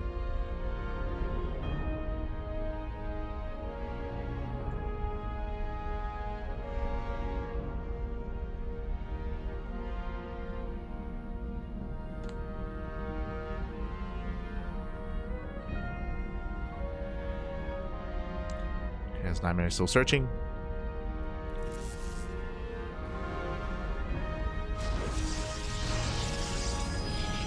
Good response. He does go for a safety robo. So safety robo, very defensive response here by NightMare. He hasn't scouted, he hasn't confirmed, but he's playing it safe nonetheless, and he will soon confirm that there's no base. Yep, confirms no expansion. Now he knows to play it safe. Even catching out one of the stalkers. Nothing's at home to defend. Thermal turning back around.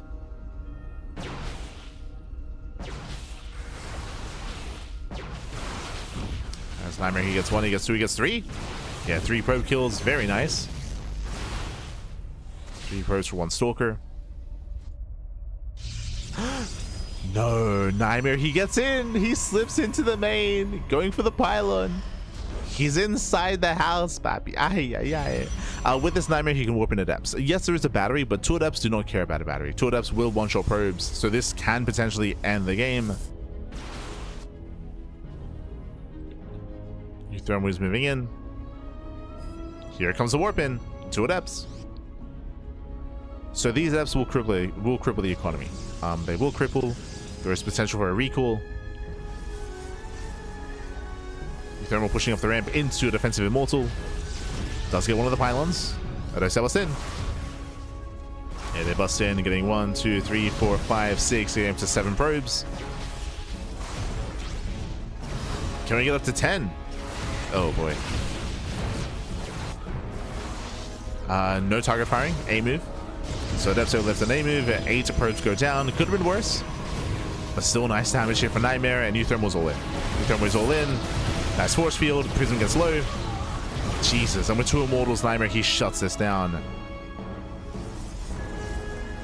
Yeah, NightMare is holding. uThermal cannot push up this ramp. He has to try though. He has to try. Again, he's down to 13 probes. He's got a half a base economy. Half a base back. Oof. Yeah, Stalker goes down.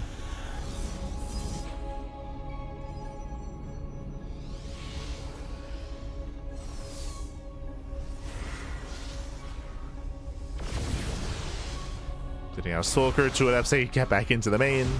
Oh no. I mean, there was no mining to begin with. Not even less. You could argue that this is a little bit unnecessary and it's going to make potentially the defense for NightMare a little bit weaker. But he's fine. Yeah, that's taking him into the shade. Shades into the mineral line. Probes are going to be going down. At the same time, NightMare controls well. Juggles back. The Prism are getting so low here for uThermal. And again, NightMare, he will break out. There are 3 immortals after both players, so you have both players.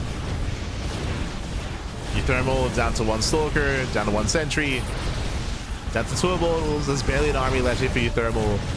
That's all he has left. Get out of here.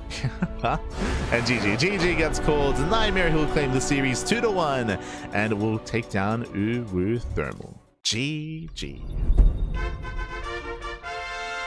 Whew. GG, well played. Congratulations here to NightMare, who will claim the series. Again, it was a cheeky build here by uThermal. The opener had potential. As a reminder, I do think that unfortunately it would have worked a little bit better if uThermal had kept a probe on the low grounds. Because he revealed his hand early, and because of that, NightMare felt safer early as well. Was able to just build up on one base, getting into his own robo. It was fortunate that uThermal's proxy wasn't scouted, but he also didn't get eyes on the pylon. That pylon did win NightMare the game. That was the MVP pylon in the main base of uThermal. Because of that, uThermal lost everything. He went down to 10 probes at the end of the game. He could not facilitate for the all-in, he could not warp in, could not reinforce, he couldn't afford to all-in. GG. GG, well played. Congratulations to NightMare, he will claim the series. And with that, we are now halfway through the broadcast. We're halfway through, papi. Ay. Un momento. As we catch up on the bracket itself. Here we go. Whew, okay, so we've wrapped up with our first 3 best of 3s. Zoun took down Lambo earlier, 2-0, as Lambo did attempt twice to non-stop non-stop all-in, and did have some success, especially in game 2, but in the end did go the way of Zoun. Meanwhile, we had Kelazhur versus uThermal in a very chaotic TVT, very chaotic, very close, very clutch nonsense, as uThermal, he was getting into ninja bases and trying to pull off some crazy shenanigans. And then of course we just wrapped up with uThermal versus NightMare, with NightMare being able to keep up with the shenanigans of uThermal. I do appreciate that uThermal played all 3 races, so I might even just change the color here. Bam. Oh. uThermal did not random, but he did play Zerg, then Terran, then Protoss. One of each. Did win with Terran, which makes sense, of course. uThermal's main race is Terran. That is where he is at his strongest, where he did showcase his Zerg and Protoss as well, with some mixed results. Some fun builds for sure, but NightMare was just a little bit too solid. With that, we're going to be cutting to a break. We're going to be cutting to a break here, and we have 3 series remaining. Up next is going to be uThermal versus Lambo in a ZVT, and then we have NightMare versus Lambo and Zoun versus uThermal. 3 matches left here tonight in our Group A broadcast and Group A coverage. Okay, so take this time to get some snacks, get some food, get some water, drain the disruptors, massage the marines. We'll be back soon with Lambo and uThermal. See you soon, papi. See you soon.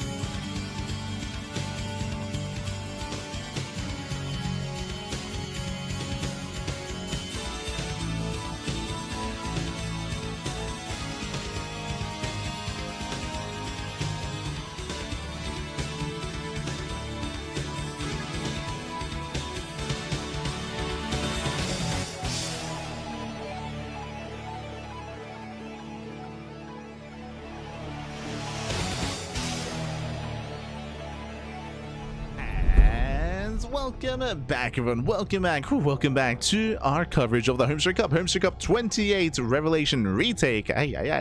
We're here, we are back, and we are halfway through the broadcast of Group A.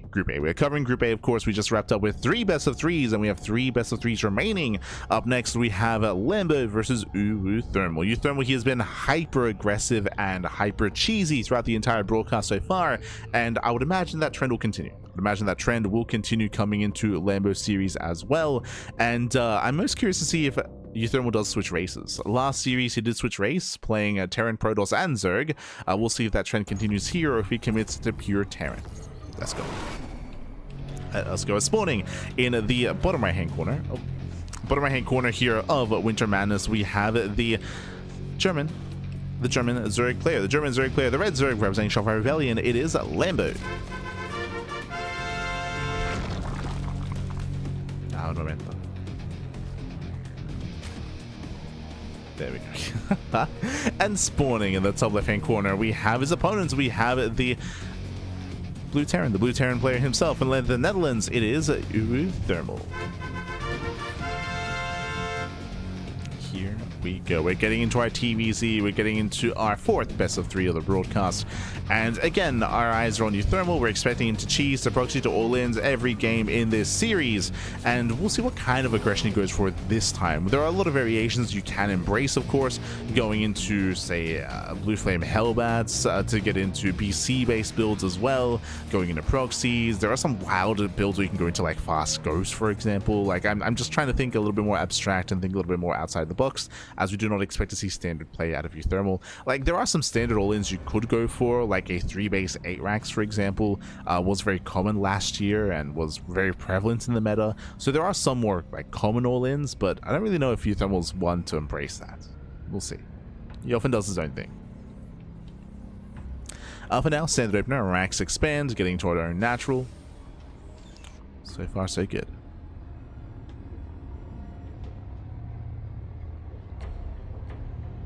As uThermal, he is moving out, playing it safe. Again, just hatch gas pool, standard play out of Lambo. Whatever they expect to see Lambo deviate, it's going to be more about Lambo reacting to what uThermal's up to. Will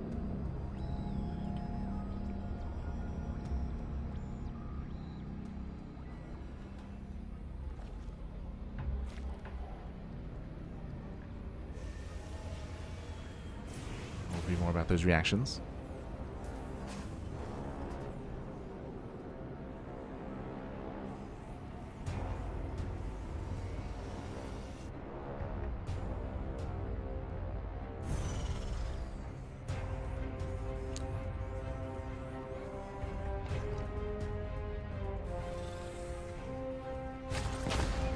From here, uThermal, he does pick out. Still just playing standard, going towards a reactor, into factory, into add-on swap, into Hellion production. The question becomes from here, does he go for a third CC? Does he go for a starboard? Does he go for a second racks or a second factory? Eyes are on uThermal.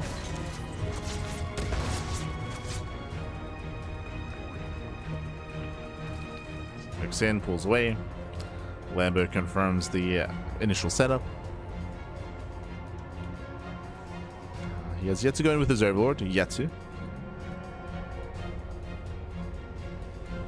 And it is going to be a 1-1-1. Okay, so we have a much more aggressive follow-up here by uThermal.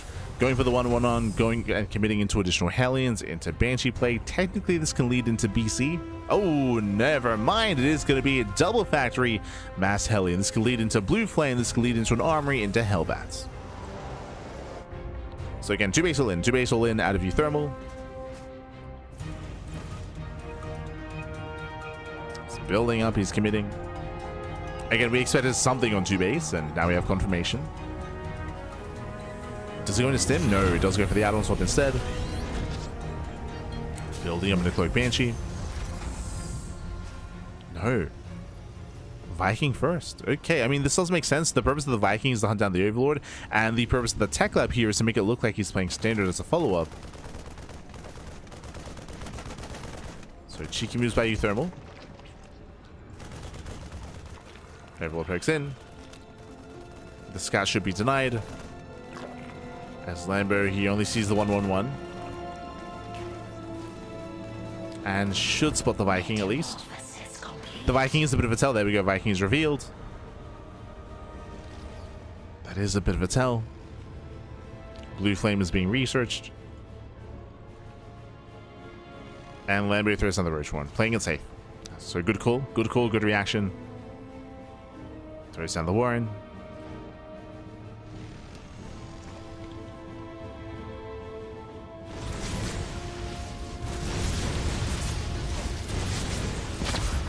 Thermal tries to commit in. It's a couple of volleys off, nothing crazy.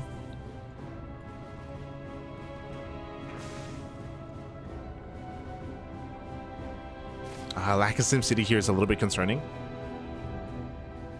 But it should be fine once Lambo builds up his roaches. Should be fine. Cloak is being researched. uThermal is going into Hellion Banshee. Safety spores are on the way. Lair as well. And I'll be honest, so far, Lambo's looking solid. Like, so Lambo is just going for all the correct calls. Getting spores, lair, roach production.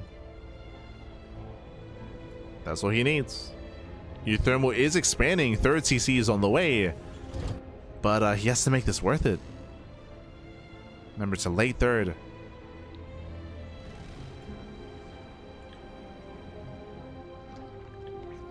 uThermal coming up the ramp. Queen's out of position, okay. Yeah, Queen's out of position. Lings, they do attempt to surround. Hellies, they rotate over towards the third. Nice Evo Chamber blocks. Yeah, nice blocks, nice cancellation, nice moves here by Lambo. Ay, ay, ay. Controls well. And uThermal does not get in.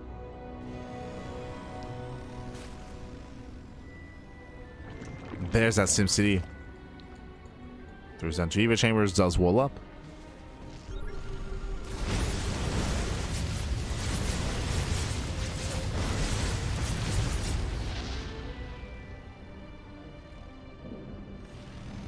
And again, uThermal, he's embracing mech. Embracing mech. Getting to 4 factories.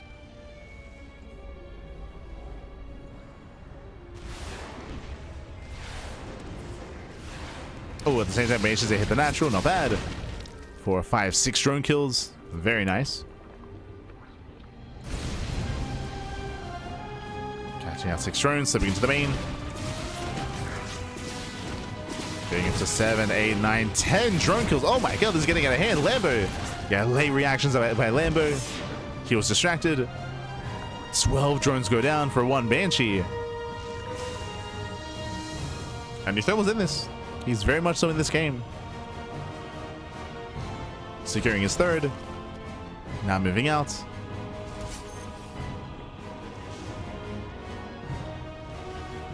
That's a lot of Hellions.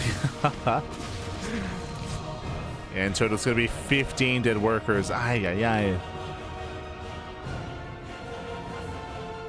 13 of them on this 1 Banshee.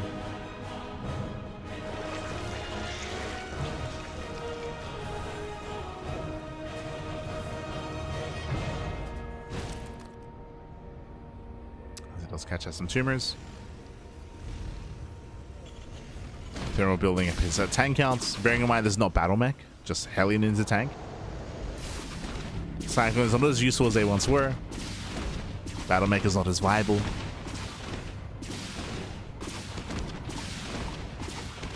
Oh, and this is a late setup here from Lambo. Lambo going for the Hive, going for the Spire. Muta play can work against mech, but the problem is this feels very late.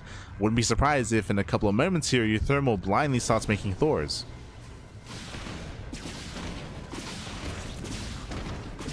The Banshee does get the Hydrogen, okay.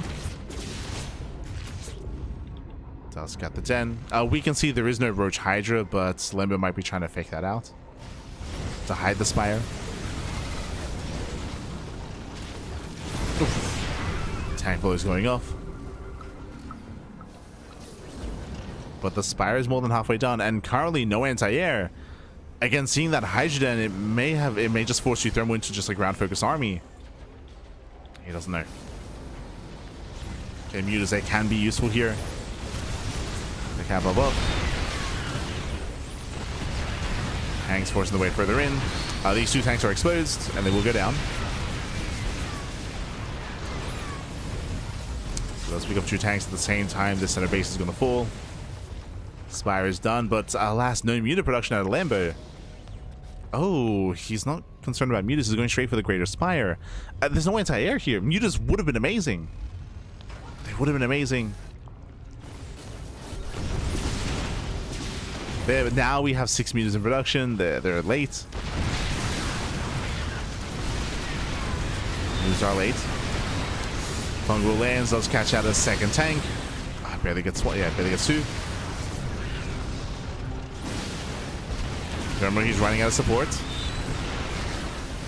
Running out of Hellions.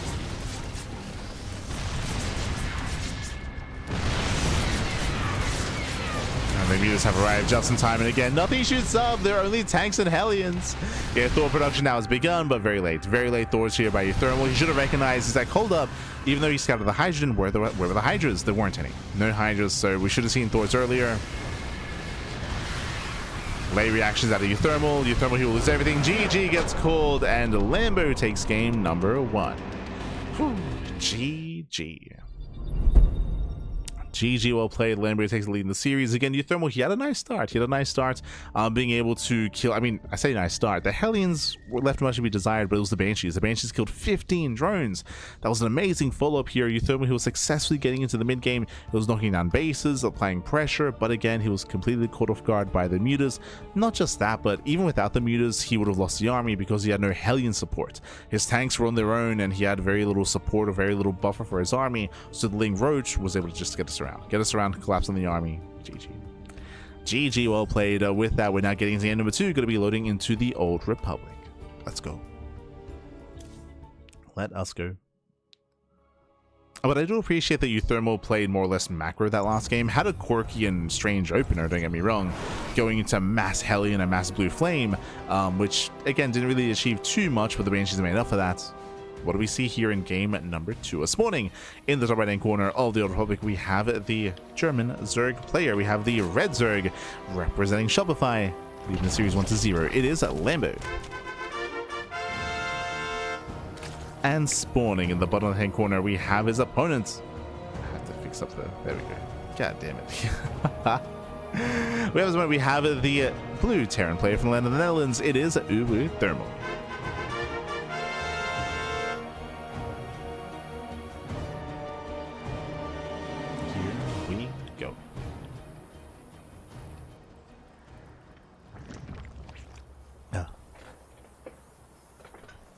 Calming down, we're settling in. What are the chances that uThermal goes into mech again? I would say quite high. We could see mech again here loading into the Old Republic. But just like last game, we're waiting to see the follow-up. It should be Rax into expand into factory, but whether he goes into a 1-1-1 with a starport, a second factory, second Rax, faster third CC, that's what we're waiting for. That's what Lamb is waiting for as well.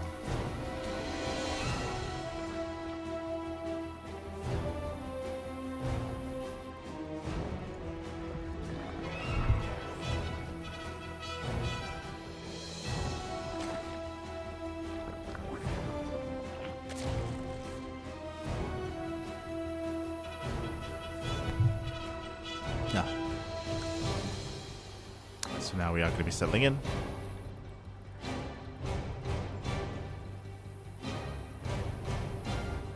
And again, welcome to the Old Republic. The Old Republic is one of the larger maps in the map pool. Longer resistance by ground.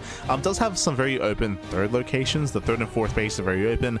I would say typically Zerg is favored on the Old Republic just because it is very difficult for the Terran player to maintain and defend a fourth base. But that would be in a standard game, and I don't expect standard play out of uThermal. No shot. Speaking of, a second Rax. So second Rax has been thrown down. We have the setup here for a 2-1-1. Could even go for a 3 Rax or even a 4 Rax 2 base all in. So how many Raxes? What's next?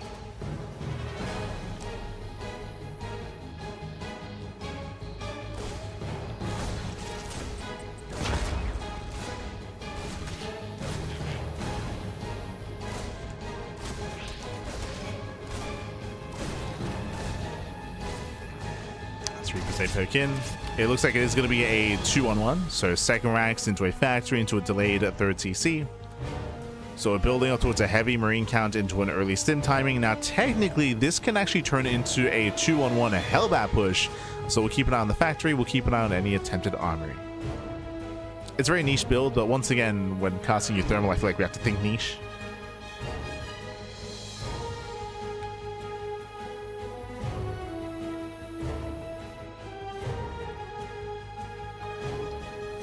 So Overlord picks in. Overlord sees everything, confirms, yep, the 2-on-1. There's the starport. And you can see, as you can see, no Hellion production. So no Hellions and no Hellbat follow-up. Just the early stim timing. Just the 16 Marines and 2 medevacs. We should be seeing a reactor soon for the add-on swap.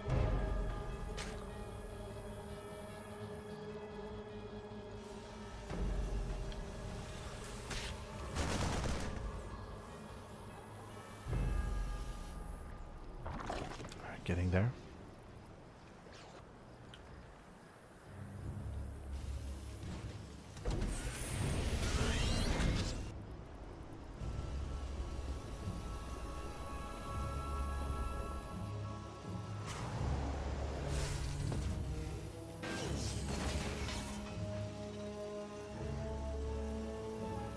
Likewise, Lambo back. Oh no! Catches out the Reaper. That should not have happened. The Reaper does go down, and behind this, Lambo is going for a Baneling Nest here. So early Baneling Nest, delayed Eva Chamber. This is not the most efficient response. This to me tells me that Lambo believes that uThermal is a little bit more committed than he is. This would help defend against like a Hellbat variation. Otherwise, typically earlier Eva Chambers are better. So Lambo's playing scared, is what this tells us. Playing very, very scared. So, it is uThermal. He's he is an animal. He is an animal. There's a reason why, if you look at his in-game name, he's called Rat Gameplay. Like he's he knows, man. He knows. So Lambo playing it very safe. Oh, hold on. A 2-1-1 into BC. Hey, that's different. That was not in my mind. Speaking of niche. So a very committed follow-up here. We'll see what uThermal can pull off with this. I'm curious. Marines are about to be revealed. Now, because of the build and because of the opener, there are no spores, so that will help the BCs. Lack of spores, but the queen count should be healthy.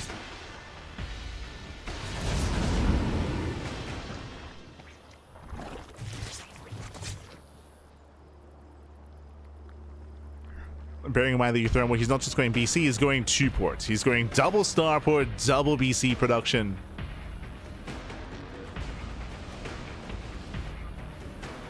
Hyper committed here. He's crazy. He's crazy. Okay.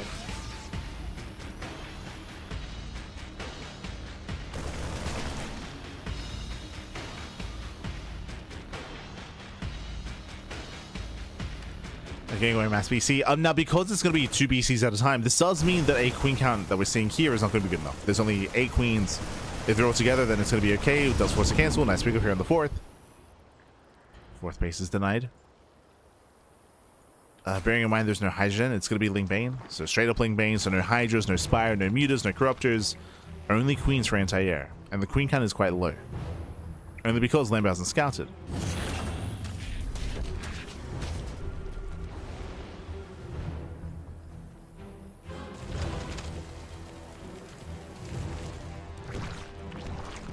So uThermal does threaten dive. Spores did not finish. Much later, but they did complete. True. No spore here. Oh, no, sorry, there we go. Yeah, 1 spore in each base. BCs, they dive into the main. No Yamato. Does focus on the first queen. Gets 1. Gets 1. And, oh, barely doesn't get the other. I switch to Zoun. Second queen goes down. Down to 6. 6 queens left. Only 1 transfuse. Gets a 3rd queen. It's going to be 3 queen kills. As BCs are now jumping to the 3rd. Lambo trying to keep up. Nice connection. Lambo's holding. Lambo's holding on. And sure, he lost mining in the main base, but he didn't lose many drones. That's what's important. His drone count is still relatively healthy.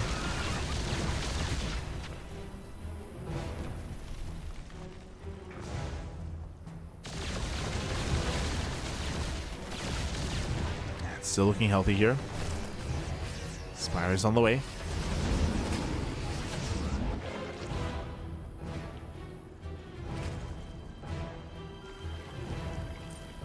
So we're still not stopping with the aggression. Now he's moving in with 2 more BCs. We need those corruptors.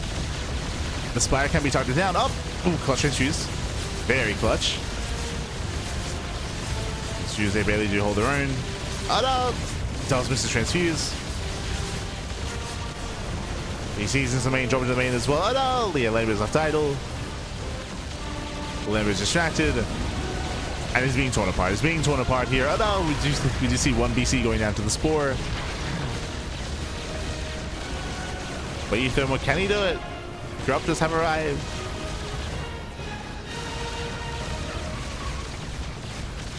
The Crowders, they will chase down one of the battle cruisers.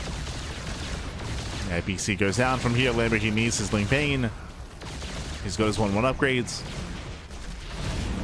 Oh, was that a kill? Ah, that was a kill, not a cancel. Oof.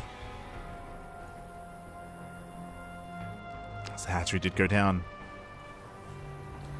And as the dust settles, where exactly are we? Now, on the one hand, we had some nice damage with the BCs. The problem here is 19 drones went down, good economic damage. Lambo, he's redroned. He's redroned, he's resaturated. Lambo, he's now focusing on building up his army. The other downside here is what did we sacrifice going into double BC production? Well, the upgrades. 1-1 is very late here. It's very, very late for uThermal. It's very common to have the Terran player head in upgrades. That is not the case here. I will say that +2 is delayed for Lambo at least. So +2 melee. Oh, the contamination though. Let's go. Contaminate.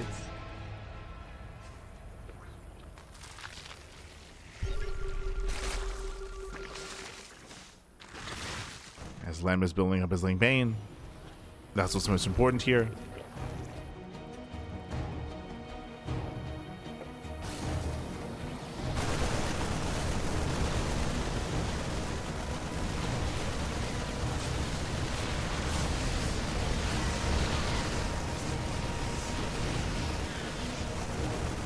As uThermal does tend to move in.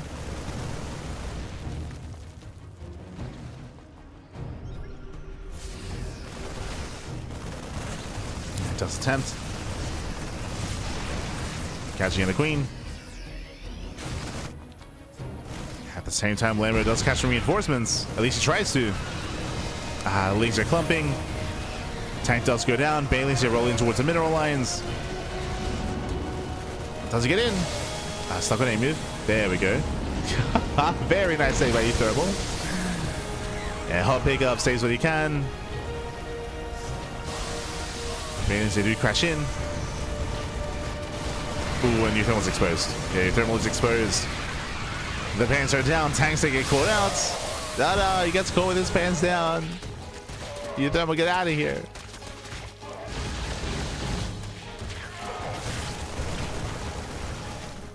Does pull out, does pull away. BCs, they're going to be shut down. Remember, they just teleported, so they cannot escape. They cannot escape. They failed to kill the expansion. uThermal down to 0 BCs. Still no +2 melee out of Lambo. Aye. He's got the money for it. Slipped his mind.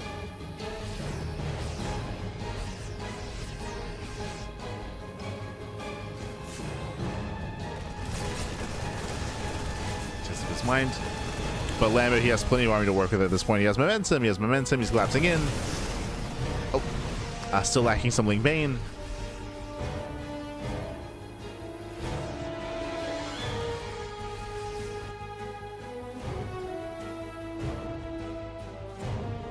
So Lambo does set up that surround. There are 2 tanks. And he commits. Yeah, Lambo commits in. uThermal gets fully surrounded. Loses every single tank. Splits are decent, but they're not going to be enough. Yeah, not good enough here. GG gets called.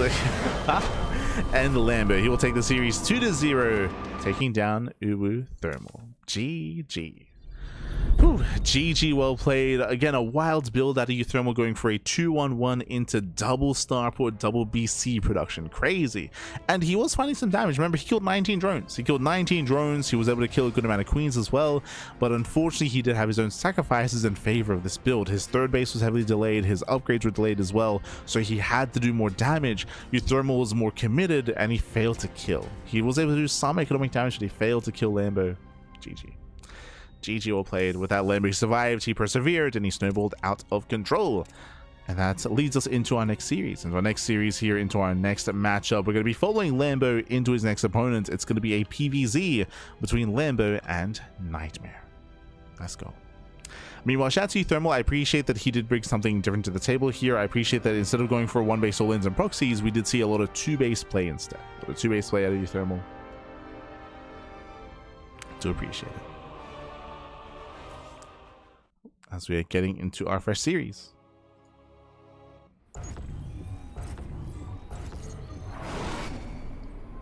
So you said this is that group, if I remember correctly. The group was decently stacked. I want to say that, in my mind, I want to say group C and D were like groups of death. I will say that those groups seemed a little bit closer. But in general, all the groups were nicely filled out for sure. But I can't quite recall the groups themselves, but in my mind, C and D had the C and D had the kind of closer in skill and the highest caliber of play. We'll get there eventually. We'll get there. But here we go. Spawning in the top left-hand corner of Winter Madness, we have the red Protoss player. The red Protoss here. We have the South Korean Protoss for Streamer Zone. It is NightMare. And spawning in the bottom right-hand corner, we have the blue Zerg player. The blue Zerg player representing Shopify Rebellion. It is Lambo.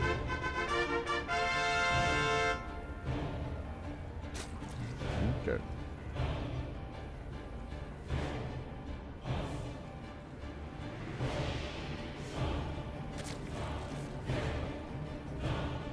Yeah, here we go. We are going to be settling in. We're going to be calming things down. Okay, so after the intensity that is uThermal and the nonsense we've been seeing from him, we can calm things down and getting to a much more standard ZVP. Now, this is the second ZVP of the broadcast. Lambo did go down to Zoun earlier, and Lambo did showcase non-stop all-ins. We had a hyper-aggression of Lambo, and Zoun was able to showcase his defensive prowess and shut down Lambo's aggression.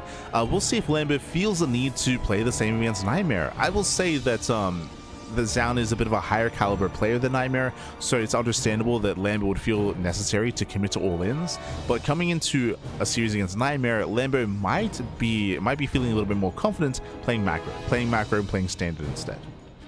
We'll see, especially on a larger map like Winter Madness. Now, speculating that Lambo would play standard, the other side of things, of course, is NightMare. NightMare, he is a lot more willing to be aggressive, especially in the mid-game. He can be very chaotic, and that is where he can thrive. If Lambo's too greedy, then NightMare can catch him with his pants down. For now, standard setups. For now, waiting for the tech, waiting for our initial kind of deviation.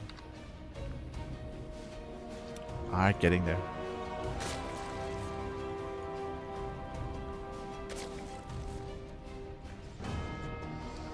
And here we go. There's going to be a Stargate open out of NightMare. Stargate's most likely into Oracle. Now, technically, we could see Stargate into Void Ray instead to hunt down Overlords and to deny vision.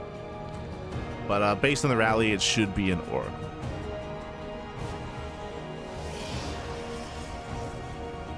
That should be.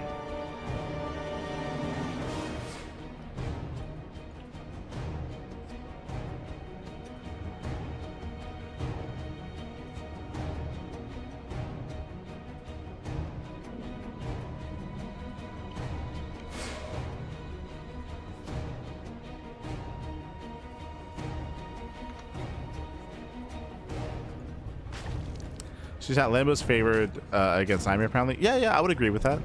I'll say the Lambo's favored.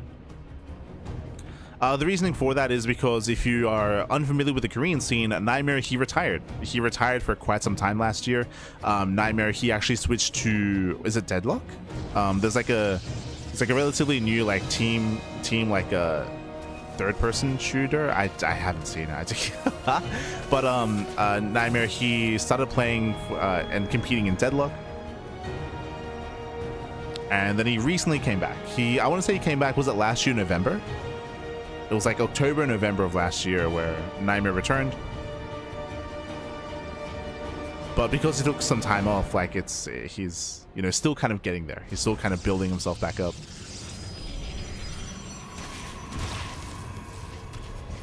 As he only came back to us recently. Pro-CWC. Pro-CWC.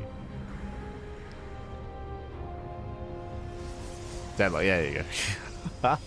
That one. That's why it's a little bit difficult to kind of gauge NightMare's skill at the moment, because he took so much time off, and because he hasn't been back with us for too long. So because of that, like, it's a little bit more difficult to kind of figure out like where his strengths lie and how he's looking. We're here to find out, right? Here to find out. Speaking of early Twilight Council, early council, extra gateways, no forge. That looks like Glaive Adepts. So we do have an aggressive follow-up here by NightMare. Lambo coming in for the scouts.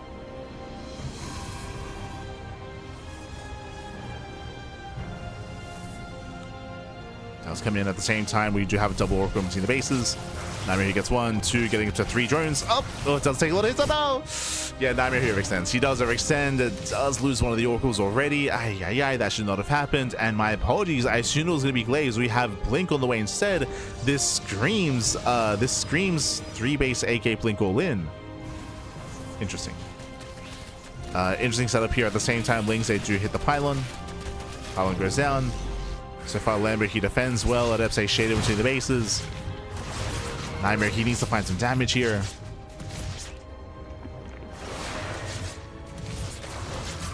Let's make his way into the mineral line. Gets 1 drone, denies mining. But not much more than that. The other scary thing here is that because the Oracle count is low, it does mean the Ling run by the Ling counterattack is going to hit even harder. It's going to hit harder. Now, focusing on NightMare's build here, initially I assumed it was going to be an all-in because the Forge was so late, or because there was no Forge initially, but there is now a later Forge, which means we're going to be hitting into a later +1. This is a little bit perplexing. Usually if we wanted to play 3 base, then we would just skip the Forge entirely. Again, the Forge means that the +1 timing is going to be much later, so I don't really know if that's going to come into play. We'll see. It feels like a bit of a messier build here by NightMare. It's getting a robo, still no gases at the 3rd. True, no gases. No further tech yet.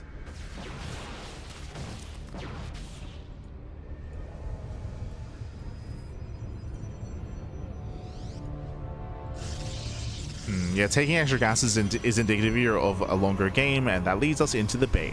So NightMare, he is macroing. He's macroing out of this. But again, just kind of like a messy setup here. NightMare moves out. As he moves out, a Lambo can move in. Lambo is going for the 3rd. Ooh. Stasis goes off, but Lings, they do bust into the mineral line, and probes are going to go down. NightMare, he's committed.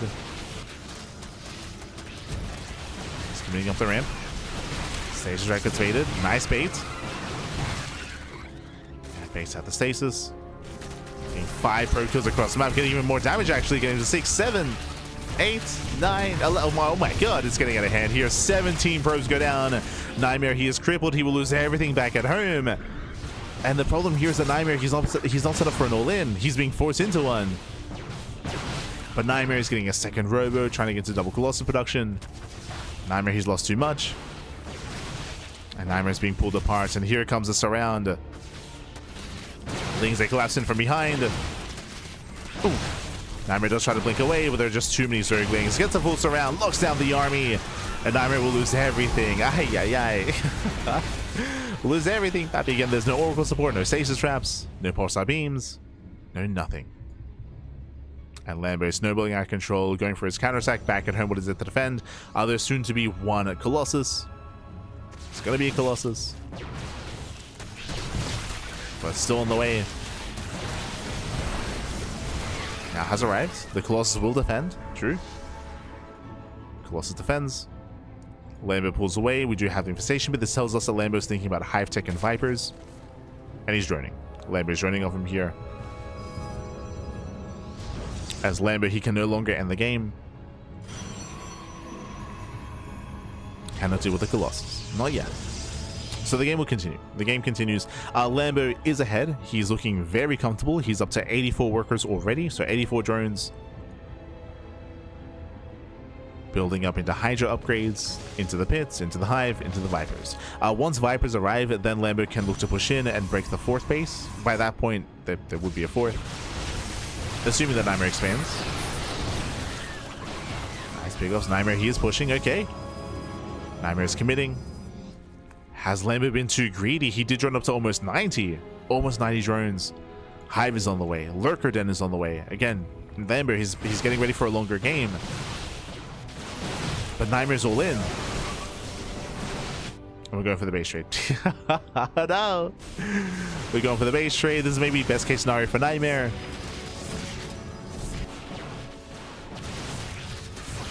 Hive as they step in, catching out the Oracle. NightMare turns around. Oh no. Yeah, NightMare turns back around. He recalls back home.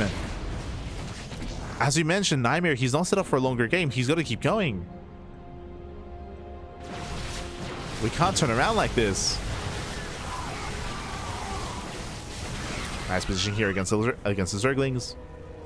The Ducklings go down. We're building up to 4 Colossus. And as NightMare chases the Hydras, we have another run by. Another counterattack. Remember, recall's on cooldown. Lings at least lock down the Zealots.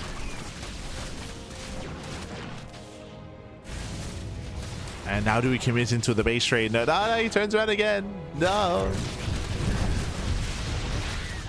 Yeah, he turns back around. He's racing back home. By the time he gets back home, Lambo would have killed everything here at the third. It's 20 probe kills. 20 probes. Picking up pylons. Lambo, he's rebuilding back at home. Lurker production has now begun. Okay, NightMare saves the Nexus. More than what I thought he would have achieved here.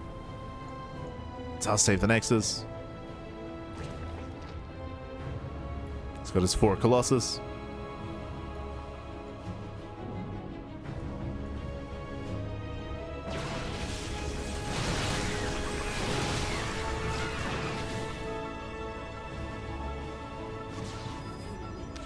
Glad you mentioned that. I was wondering what happened to NightMare. Yeah, NightMare, he was playing for, I think it was Pulse Esports. Playing for like Pulse Esports. Like he joined an esports team. He was competing in Deadlock.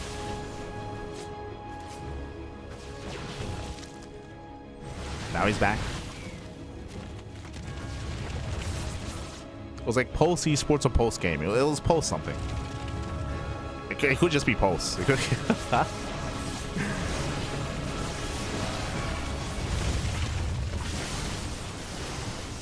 Now though, NightMare, he does get a good angle here on the hatchery at least. Hatchery will go down. If you recall earlier, we spoke about the presence of Vipers and how useful they're going to be against Colossus, but there are no Vipers yet. Okay, there's one Viper coming in. Lings, they kill the third. They knock down the third expansion. First Viper has finally arrived. Only one Viper, limited utility here for Lambo. But it's fine. Like he killed the third. Cashing out more Stalkers. And NightMare has one good fight in him. One good fight. The problem is we have now high-tech Lurkers. The upgrades are done. The Lunkers are here.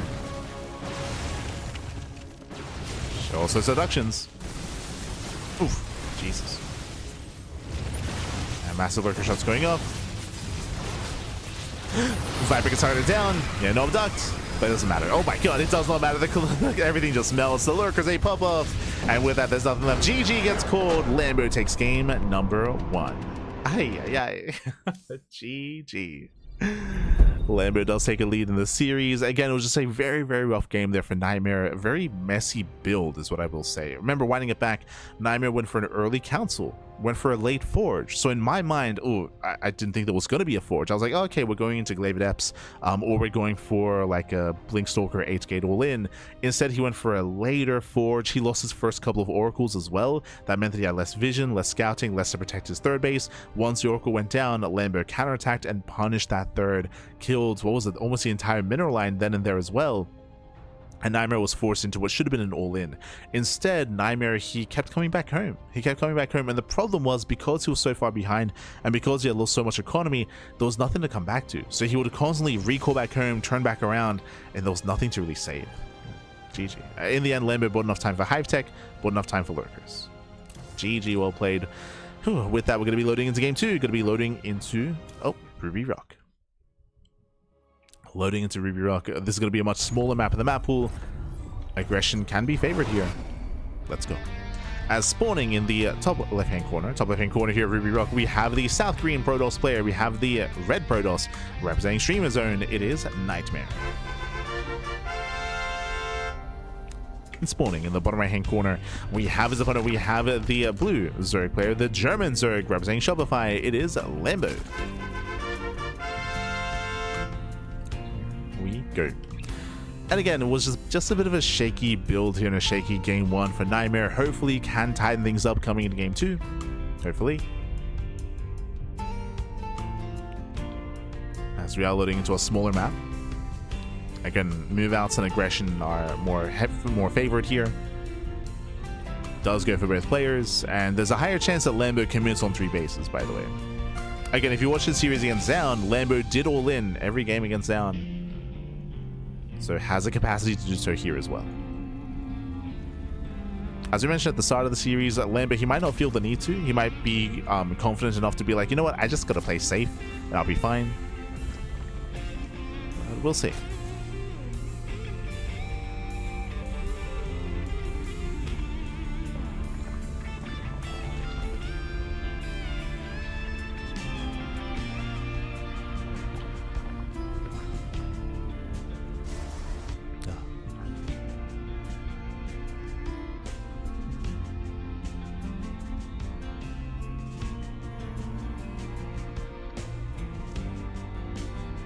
Now we do have our players moving out. Everything's looking normal, everything's looking standard. Just a little bit too early here to really kind of delve into any further tech. And again, welcome to Ruby Rock. Ruby Rock does have a smaller rush distance or shorter rush distance by ground. I would say the third base is a little bit more accessible here. We have a wider entrance into the third base. We have an entrance here in between the bases as well, which is also quite wide. And this is why we have seen a lot of all-ins, a lot of German taxis specifically here, either hitting the natural or hitting the third. Not saying that we have to see an all-in here, but it's an option. It's on the table. Likewise, after what happened in Game 1, I feel like there's a higher chance that NightMare is more aggressive this game as well. As we have our second pylon, we'll soon have our tech of choice. There it is, a Stargate opener out of NightMare. From here, we can open up Oracle or Void Ray. Void Rays would be designed to hunt down Overlords and deny vision. But I don't know if NightMare is really one to embrace Void Ray play. We'll see. Otherwise, just Oracle into Harass into Scouting.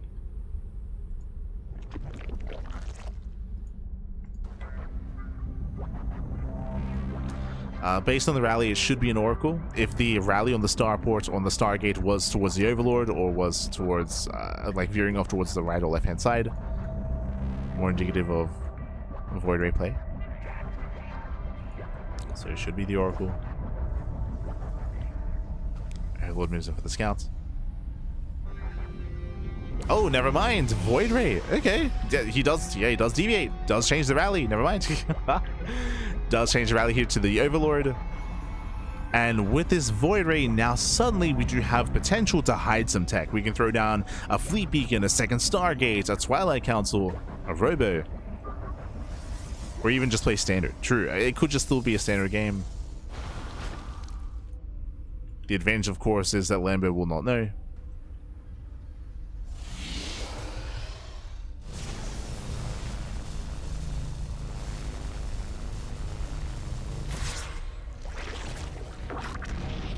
Yes, that goes the Overlord.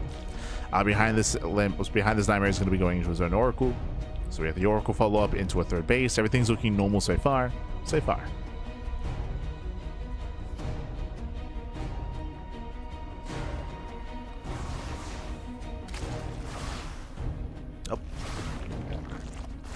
The downside, of course, is that NightMare, he'll have less Oracles to work with, so less harass. But he does find another Overlord. Ooh, this should not have happened. Yeah, Lambo, he should have pulled back by now. So nice pickup here by NightMare. Gets a second Overlord. He should not get any more. As you can see here, the other Overlords are parked over the Spore. Oracle gets 3 drones. Takes a lot of hits, but does get away.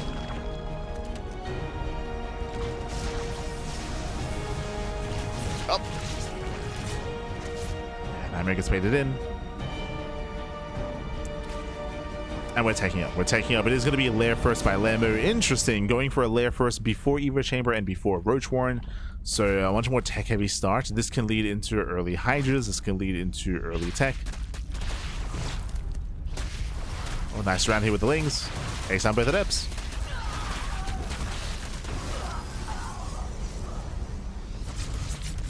So speaking of Adepts, they do get across the map. 4 drones here at the third. Nice damage here by NightMare.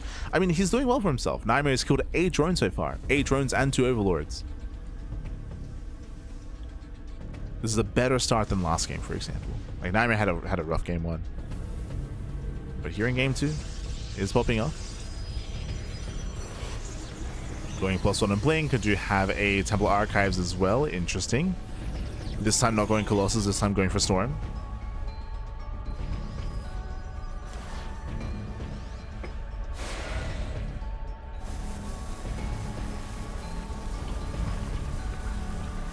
NightMare, he rocks up at the 4th base, and can he force a cancel? Yeah, he will.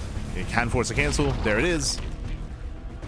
Lambo stuck on 3 bases. NightMare's all over him this time. It's all over Lambo. All over Lambo.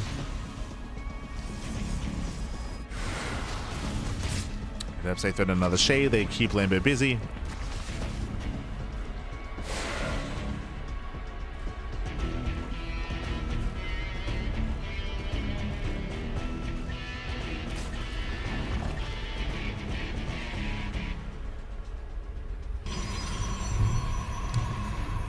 Do keep him busy here. NightMare setting up back at home. I do think it's wise for NightMare to throw down these shield batteries. Basically, NightMare has done a lot of damage already here, so there's a higher chance that Lambo says, screw it, gets a 4th base just for lava, and then commits into an all-in. Right? There's a high chance here that Lambo all-ins. So NightMare's getting ready. Storm has begun. And we'll see if he can hold.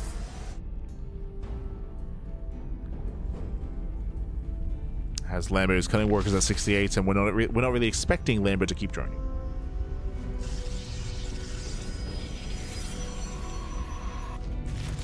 Now, my big concern here is that NightMare has no Robo. Yeah, no Robo. It's only just now being thrown down, so no defensive Immortals. Going to be much more heavily reliant here on Storms.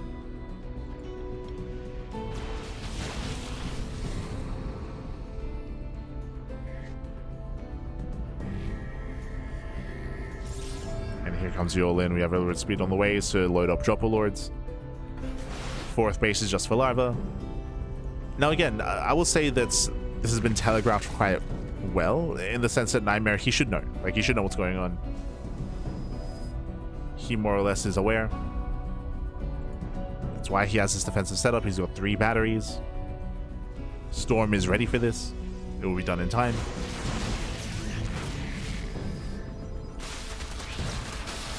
And Lambo, he does see the defensive setup. Now, upon seeing this, Lambo, he still doesn't drone. He has the 4th base just for Larva, but he does throw down the pit. So he's thinking further ahead.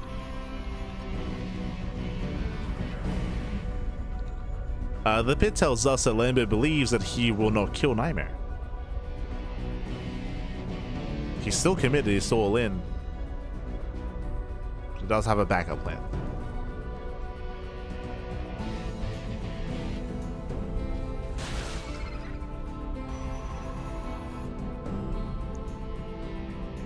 As Lambo's maxed out. Again, it's all or nothing with Lambo. He's got his 2 armies. He's going to at least deny the expansion.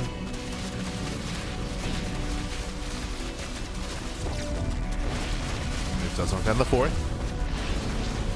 And G wants to snipe this side Temple. He gets 1. 1 Temple goes down. He gets 1. He gets 2. Better trade here for Lambo. Main army's moving in. Does break another, but does bait out another Storm. There's 2 Templar left with energy. Wings, they're coming in from behind. They're forcing out Storms. That's the final Storm. Ooh, yeah, the final Storm has landed here, and now we just get a full surround. Lambo, he collapses on the army, and all this side defense doesn't matter. All this setup here at the 3rd base doesn't come into play. NightMare caught with his pants down, out in the open. Ay, ay, ay. What was all of this for? Not like this. Again, NightMare, he more or less knew an all-in was coming, but he didn't fight with any of his side defense. And with that, NightMare has been broken. Been surrounded. No more Storms, and Lambo is snowballing out of control. He will break the 3rd. Now we finally get Immortals, but too little too late. It's too late, man.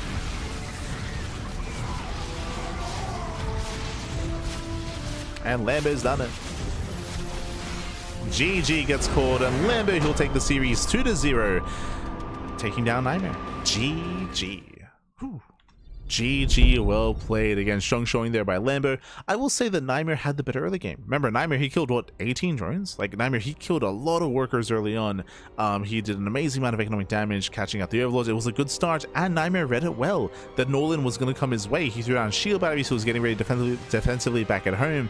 But NightMare got too greedy. He got too greedy. What do I mean by that? NightMare tried to get a fourth. He tried to expand, not just take a fourth base, but defend his fourth base. So despite the fact that he had, what was it, 4 or 5 batteries and a bunch of cannons and stasis traps at his third, he didn't fight with it. He didn't take advantage of that defensive position at the third base.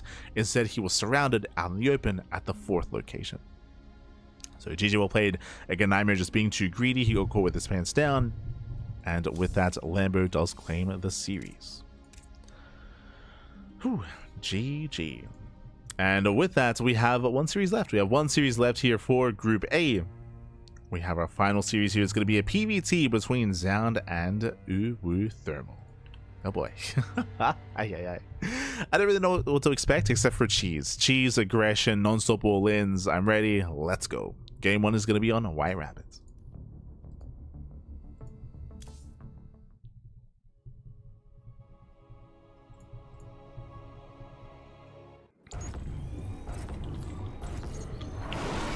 Here we go. It's spawning in the bottom left-hand corner of White Rabbits. We have the South Korean Protoss player. We have the Red Protoss. Red Protoss representing Team Vitality. It is Zoun. And spawning in the top right-hand corner, we have the blue Terran player. We have from the land of the Netherlands. It is uThermal. Let's go. Yes, it's time for all the nonsense, Pappy. Let's go. Let's go. Again, uThermal, he has cheese and all in every single game that we've covered so far, and I expect that trend to continue here as well. Now, what I will say is that there are a plethora of options and builds available here for uThermal in the TVP matchup, so I'm curious to see what he does bring to the table here. Now, against NightMare earlier in the broadcast, uThermal did play Terran and then Zerg and then Protoss, and hey, he did win a game with Terran. True. Did go Proxy Marauder, if you recall. He went Proxy Marauder and he broke NightMare. Meanwhile, double gas opener, faster factory, no proxy this time. No proxy, no cheese, no shenanigans yet. I emphasize yet because this can still turn into a one base all in. You can see a one base all in, or again just a faster attack into something crazy like BCs. Or even mech. Mech in TVP is not unheard of, especially in recent months and recent times and recent years. Mech has been a little more prevalent against Protoss than ever before in the history of StarCraft. Obviously, especially in the previous patch with the previous Cyclone, but even nowadays, like we still see it sprinkled in by Clem. We still see players dabble.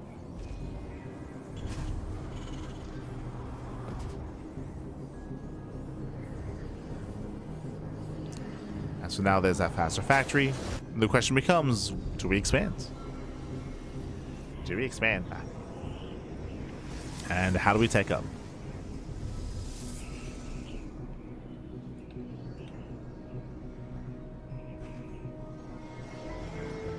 You see uThermal hunting down the probe, trying to ensure that Zoun does not scout.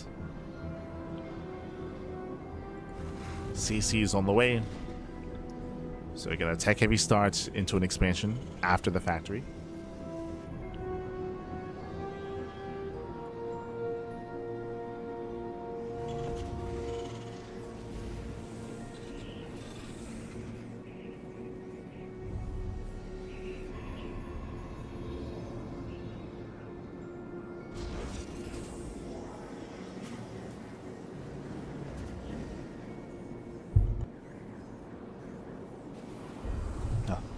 Yes, from here we're building up.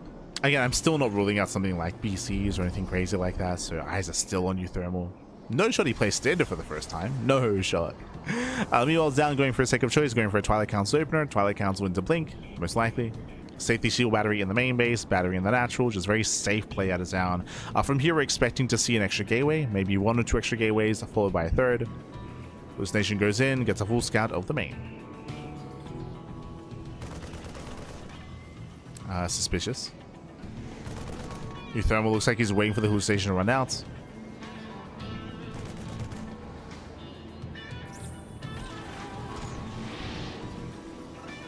And he is going for the medevac, going for the early push.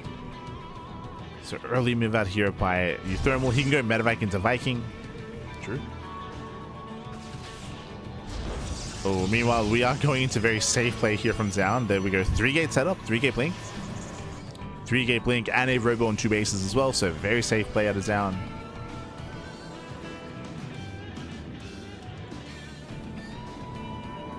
And here comes uThermal. Again, we're expecting a Viking here. As uThermal, he's just rallying. He's just rallying everything across the map. A couple of boys are being pulled. And uThermal, can he break that natural?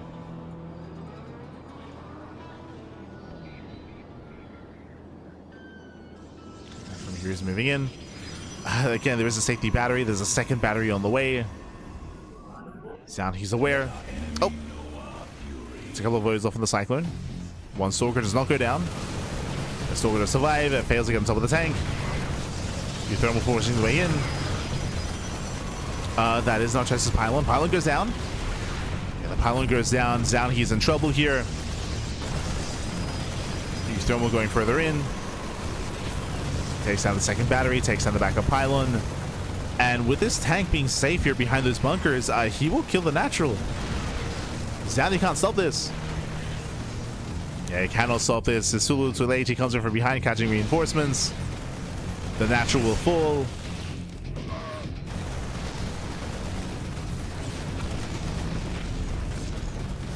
And uThermal, he can take this game. He's close. Oh no! Yeah, the Immortal does go for the dive, does focus on the tank. The tank barely does fall. Boys are being pulled.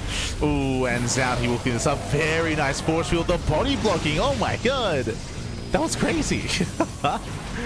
Yeah, very nice body blocking here. Zoun, he chases down at uThermal. uThermal's in danger. Basically, because of the force field, because of the body blocking, even though there were 2 bunkers, uThermal could not load in. He could not get into the bunkers. Zoun had them surrounded. They're down. But now again, Zoun is committed. Remember, uThermal, he has 2 bases. uThermal, he has 2 expansions. Zoun does not.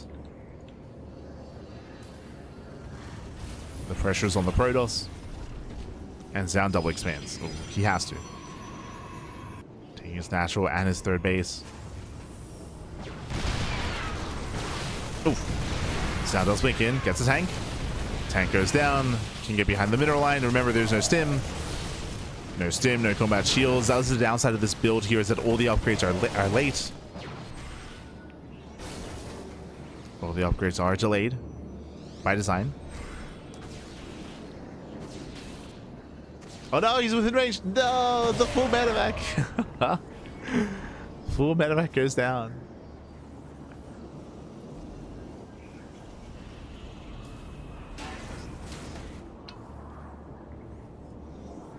Ay, ay, ay.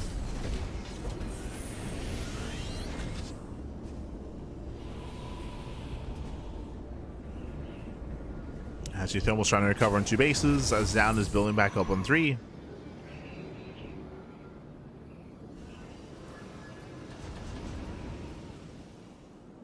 I still do lean towards Zoun just because of the late upgrades. As Zoun, he doesn't find a way in. He's looking for one.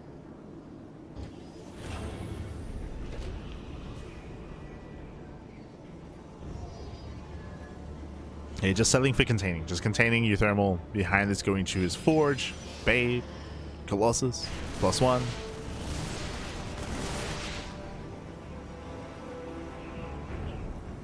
uThermal, calm down.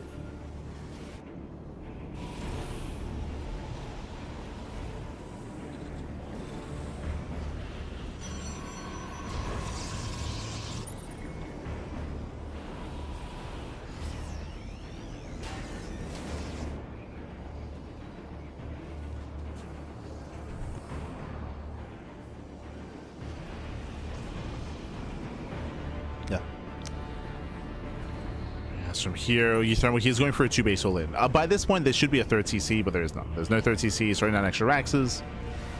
He's getting a 2nd bay. True. 2nd bay is usually indicative of a longer game. He has my attention.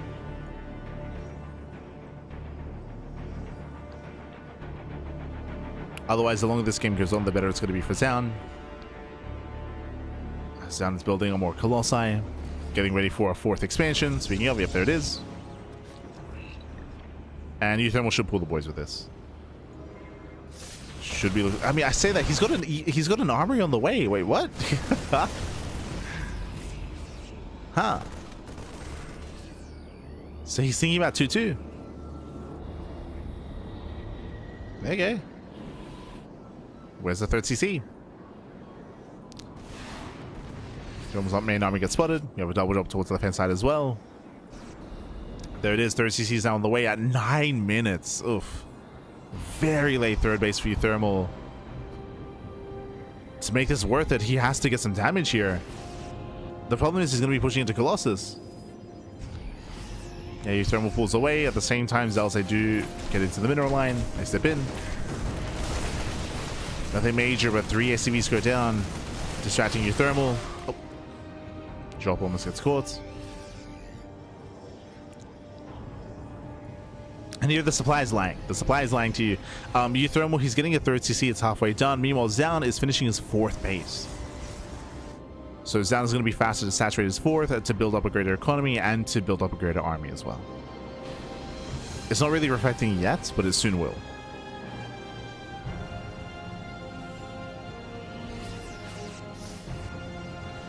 Zoun moves out, does catch a tank.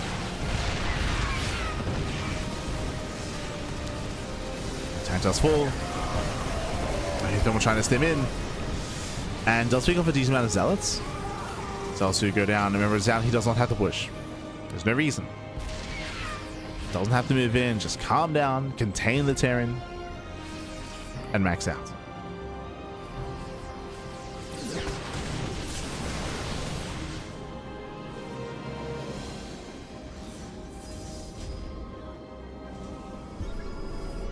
As he does reinforce with more zealots, there is an opening. How many tanks are there to defend? 1. There's 1 tank. Nice armor shred. And shred goes up. Close as they start to step in, the tank is going to go down, and without that tank, there's no backbone to the army. The boys are being pulled. The boys are being pulled. uThermal getting desperate. I mean, he's holding. He's barely holding on. Does reset the Colossus count. Again, impressive defense here by uThermal. But it's still not quite enough. As more zealots trickle in.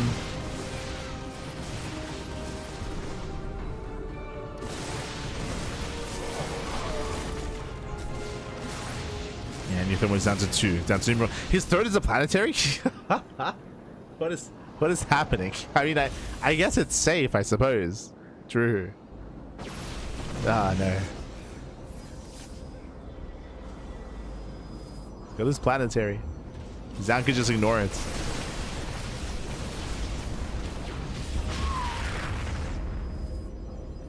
I can now focus on the natural. I believe that it's a 4th? No, sorry, 2nd. 2nd Colossus on the way.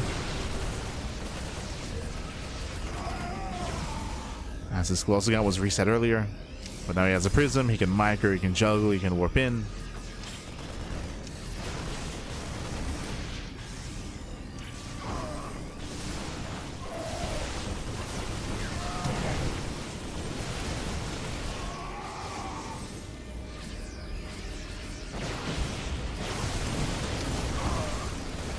Yeah, and you can see just Zoun just slowly just picking away at the army here. Again, earlier we did mention that uThermal, he was broken when he lost all his tanks. Using 5 more SCVs. Oof. And the boys are being pulled once again. GG gets called, and Zoun, he'll overwhelm, he'll break on through, and Zoun will take game number 1. GG. Whew, GG, well played. Again, initially uThermal, he did have some momentum. He was able to push into the natural, but he got surrounded. He killed the natural base, that is true. That's all he achieved, and that was not good enough. As we emphasized, uThermal, he was stuck at home, building up, trying to macro up. I'm surprised he got a 3rd CC. Did not go for a 2-base all-in, but was contained on 2 bases for a very, very long time. Meanwhile, Zoun got his faster, he double expanded, so he got a faster 3rd, and he took a fast 4th base as well. So Zoun, he was ahead economically. He could afford these trades, afford those losses. GG. GG, well played with that. Zoun does take the first game, but again, uThermal, he was so close, so close to breaking Zoun early on. Imagine if he did fill out those bunkers, he could have traded a little bit better, contained Zoun on one base even further. GG, well played with that. With that, we are getting into game number 2. We're getting into game 2 and spawning in the top left-hand corner of Winter Madness. We have the South Green Protoss player. We have the Blue Protoss for Team Vitality. It is Zoun. And spawning in the bottom right-hand corner, we have his opponent going for the proxy, going for the shenanigans. We have the Blue Terran, himself, off the land of the Netherlands. It is uThermal. Rat gameplay. Let's go. So uThermal does move out, does set up. Yeah, setting him outside the bases, getting ready for his proxy. Meanwhile, Zoun is scouting. He's checking for proxy, checking for cheese, and he will scout to the more common proxy locations. Checks the third location, does check the center, but doesn't check further out. Now, based on the setup here with double gases, I want to say there's a higher chance that we do go into a tech lab here. Oh no. Hold on. Do we go for the tech lab? Do we go for the proxy marauder? Or do we have something else in mind? Eyes are on that SCV. Is he going for a 1-1-1?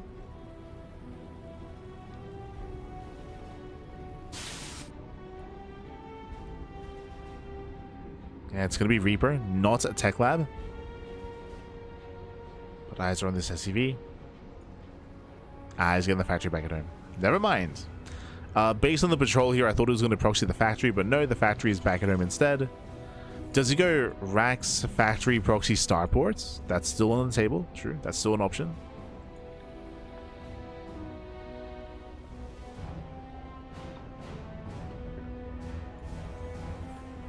Reaper does move in.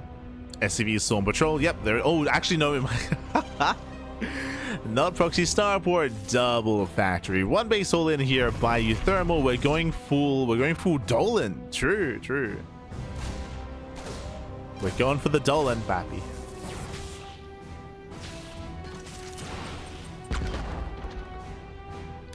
With this, I believe we're going into mass helium production. I believe. Tech lab is on the way. Do we go Hellion Cyclone? What is the plan? What kind of variation do we go for?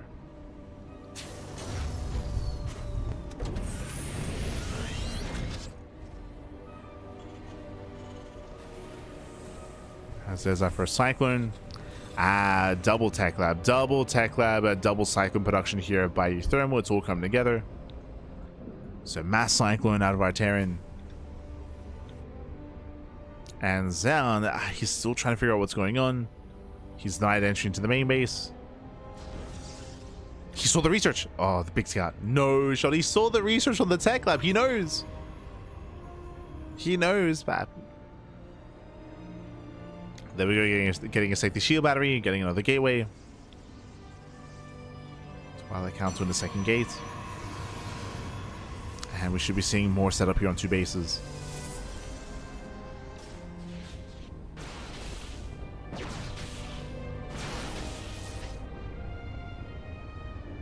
As Zoun doesn't want to get caught out.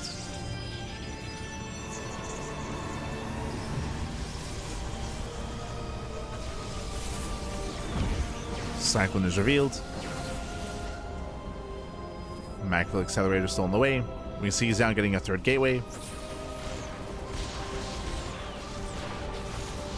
Nice control. Pulls back, breaks the lock on.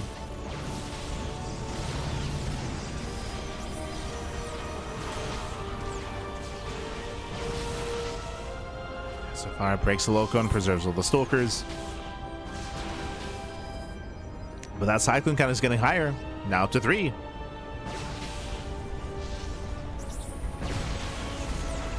Oh my god, gets one. Gets one, gets both. Gets both Cyclones. Doesn't lose a single stalker. GG gets called. Ah, god.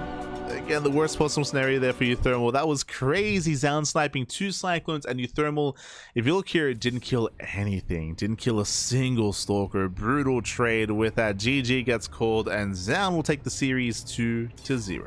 GG. Whew, GG, well played. Again, uThermal, unfortunately, before he could really get into the build and really get into the cheese, he was shut down early on there. There was so much potential with those Cyclones, but to lose both Cyclones without killing a single unit was insane damage, insane losses. A rough start there for uThermal. GG. GG, well played. With that, Zoun, he will claim the series and will, I believe, look to advance on in first place. GG. GG, well played. Whew, as we can take a moment here to catch up on the bracket here. Again, we did opt to go for 6 series, 6 best of 3s. Oh boy, we had Zoun popping off against Lambo. We had, of course, Kelazhur taking down uThermal. NightMare took down uThermal 2-1. Lambo taking down uThermal 2-0. We had Lambo taking down NightMare. That was a big win there for Lambo. True. And then Zoun cleaning things up against uThermal 2-0. GG, well played. Towards the end of this group, I believe Zoun came out in first place, Zoun in first, and I think it was Lambo in second. I want to say Lambo in second. But regardless, we had a lot of crazy and quirky builds here. uThermal bringing nothing but cheese to the table, and I'm curious what the rationale was for that. uThermal, he did actually, I'm probably going to catch up on it later, but he actually made a video like a day or two ago saying like, hey, why I did nothing but cheese at HomeStory Cup. I remember that last time there was a bonus. There was like a cheese bonus at HomeStory Cup, which did give some extra prize money for the most entertaining and the most chaotic and aggressive games. So maybe uThermal was gunning for that prize if they had it again. Otherwise, I don't know, maybe he was like dared by like his chat or something. I don't know. Hard to say. But again, at least uThermal was able to pop off against NightMare, and again, he was able to have a decent showing against Lambo. I will say, like, there's a world where uThermal even forces Lambo to the ace match. It was just such a shame. I'm thinking about that game where he was going into mech and Lambo went mutas, and uThermal had literally 0 anti-air, where uThermal scouted the Hydra Den and was kind of bamboozled. He was fed false information, believed it was going to be Roach Hydra, and was not ready for mutas. I will say that scouting the lack of Hydras and lack of units should have been a tell to get some Thors, but maybe uThermal just tunnel visioning a little bit too much. GG, well played. But with that, so we are going to be wrapping up here for the morning. Again, we're going to be live later on this evening, I believe, with the podcast. I'm just double checking. Yes, the podcast is going to be this evening in around 7 hours. In 7 hours time, we're going to be live with the podcast. The podcast is our weekly talk show where we talk and discuss all things StarCraft. This week, what do we have to catch up on? We have, of course, Rongi Cup. We have the Pigsty Festival. We have the announcement of the Platinum Esports Circuit for 2026. We have Zero Space. They did release their timeline and demo. They did have an update on Kickstarter and talking about some dates. So Zero Space, there is progression when it comes to that. We just got announcements of some StarCraft action figures. We spoke about this over the past couple of months, but Microsoft, now that they have a better handle on Blizzard, Microsoft, they're actually using their IPs, and that is why we now have the StarCraft miniatures game that's coming out. We have a line of StarCraft action figures, and we actually have some StarCraft merch. I believe they partnered with an Australian company. They partnered with Culture Kings, and now we have some retro StarCraft shirts and I want to say jackets as well. It looks really cool. Basically, it's like official shirts with the cover art of the Brood War CD of the Brood War like release, of the cover art and of Brood War and of StarCraft 1 as well. Which is really cool. There's also some Diablo merch as well, with like the Diablo 2 cover art as well, and some other games. It's like a retro like clothing line, or clothing like a season that's coming out, and they partner with Blizzard. What else do we have to talk about? Basils, they released some content, and there was a video released with Artosis and Sal where they did discuss some more technical aspects of like apparel and things like that. So yeah, there's a lot to discuss, and of course tournament results. There's a lot to get into, a lot to discuss, and again, that's all going to be done tonight during the podcast. We'll get there. Bam. As you can see here, on my right. We just wrapped up with our morning cast of HomeStory Cup. This evening is the podcast. Tomorrow is going to be HomeStory Cup Group B, and HomeStory Cup Group C is going to be on Sunday. We have RSL qualifiers on Saturday, again non-stop RSL, and we have Tuna Cup on Sunday. So plenty of StarCraft, plenty of content is on the horizon. Again, we'll see you soon later on tonight for the podcast. See you then, Pappy. See you then. Again, there's a lot to discuss. I have a lot to catch up on. I have to catch up on the Sal video, for example. I know that there was a StarCraft AMA. Yeah, there was a miniatures AMA, so I have to catch up on that as well. I'll do my best. Do my best to catch up so we can discuss.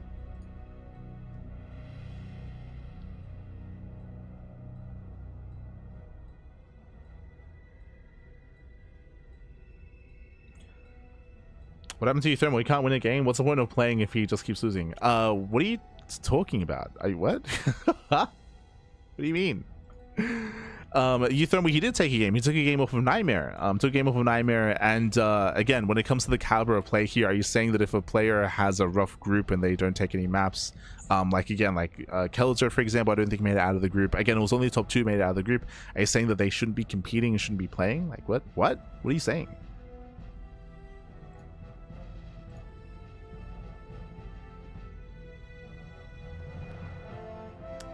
Yeah.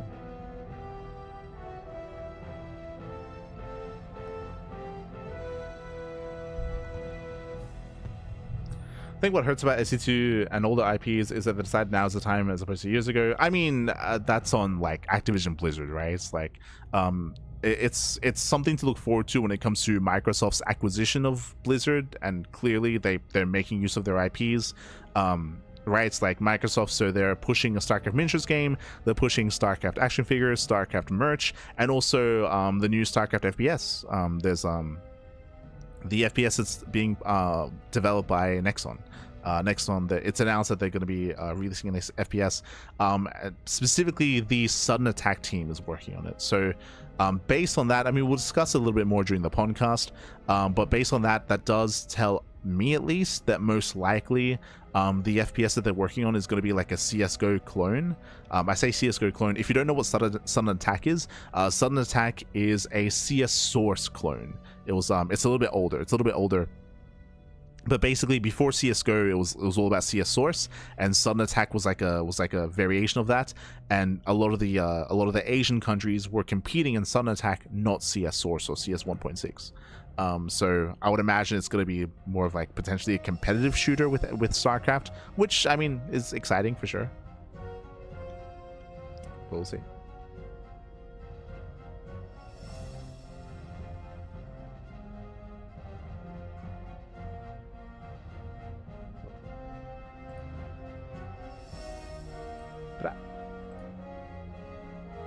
So yeah, a lot to look forward to in regards to the StarCraft IP. Lots to look forward to. But otherwise, we are going to be wrapping up. We are going to be wrapping up here for the morning.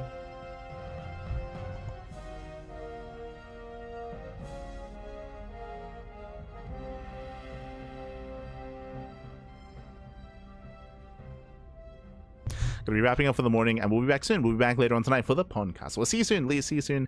Likewise, more HomeStory Cup coverage is going to be around the corner as well. So we'll see you then. Otherwise, stick around. We're going to be giving another StarCraft streamer a raid. Who is live at the moment? Who is live? Who can we send everyone over to? Let's have a look. Let's have a look back. We have Miguelito. True. We have Miguelito. He's live at the moment. Laddering. I want to say Sal was live earlier as well. Would have been fitting. Neuro just went live. True. We have Neuro. Those are the only two that come to mind. I will give some love to Miguelito. Give him some love. Otherwise, thanks for watching. And we'll see you guys next time. Until then, you can also support us via Patreon, !Patreon in the chat if you want to give us some love, give us some support. Our tournaments are funded via Patreon, and likewise, if you see something that you like here and if you kind of watch it live, then check us out over on YouTube. For example, when it comes to discussions and talks that we've had regarding StarCraft news, if you want to tune into more episodes of the podcast, it's a weekly podcast. Every episode is over on YouTube, so you can check it out there. Otherwise, we'll see you guys next time. Until then, ciao, papi, ciao. See you next time. Hasta luego.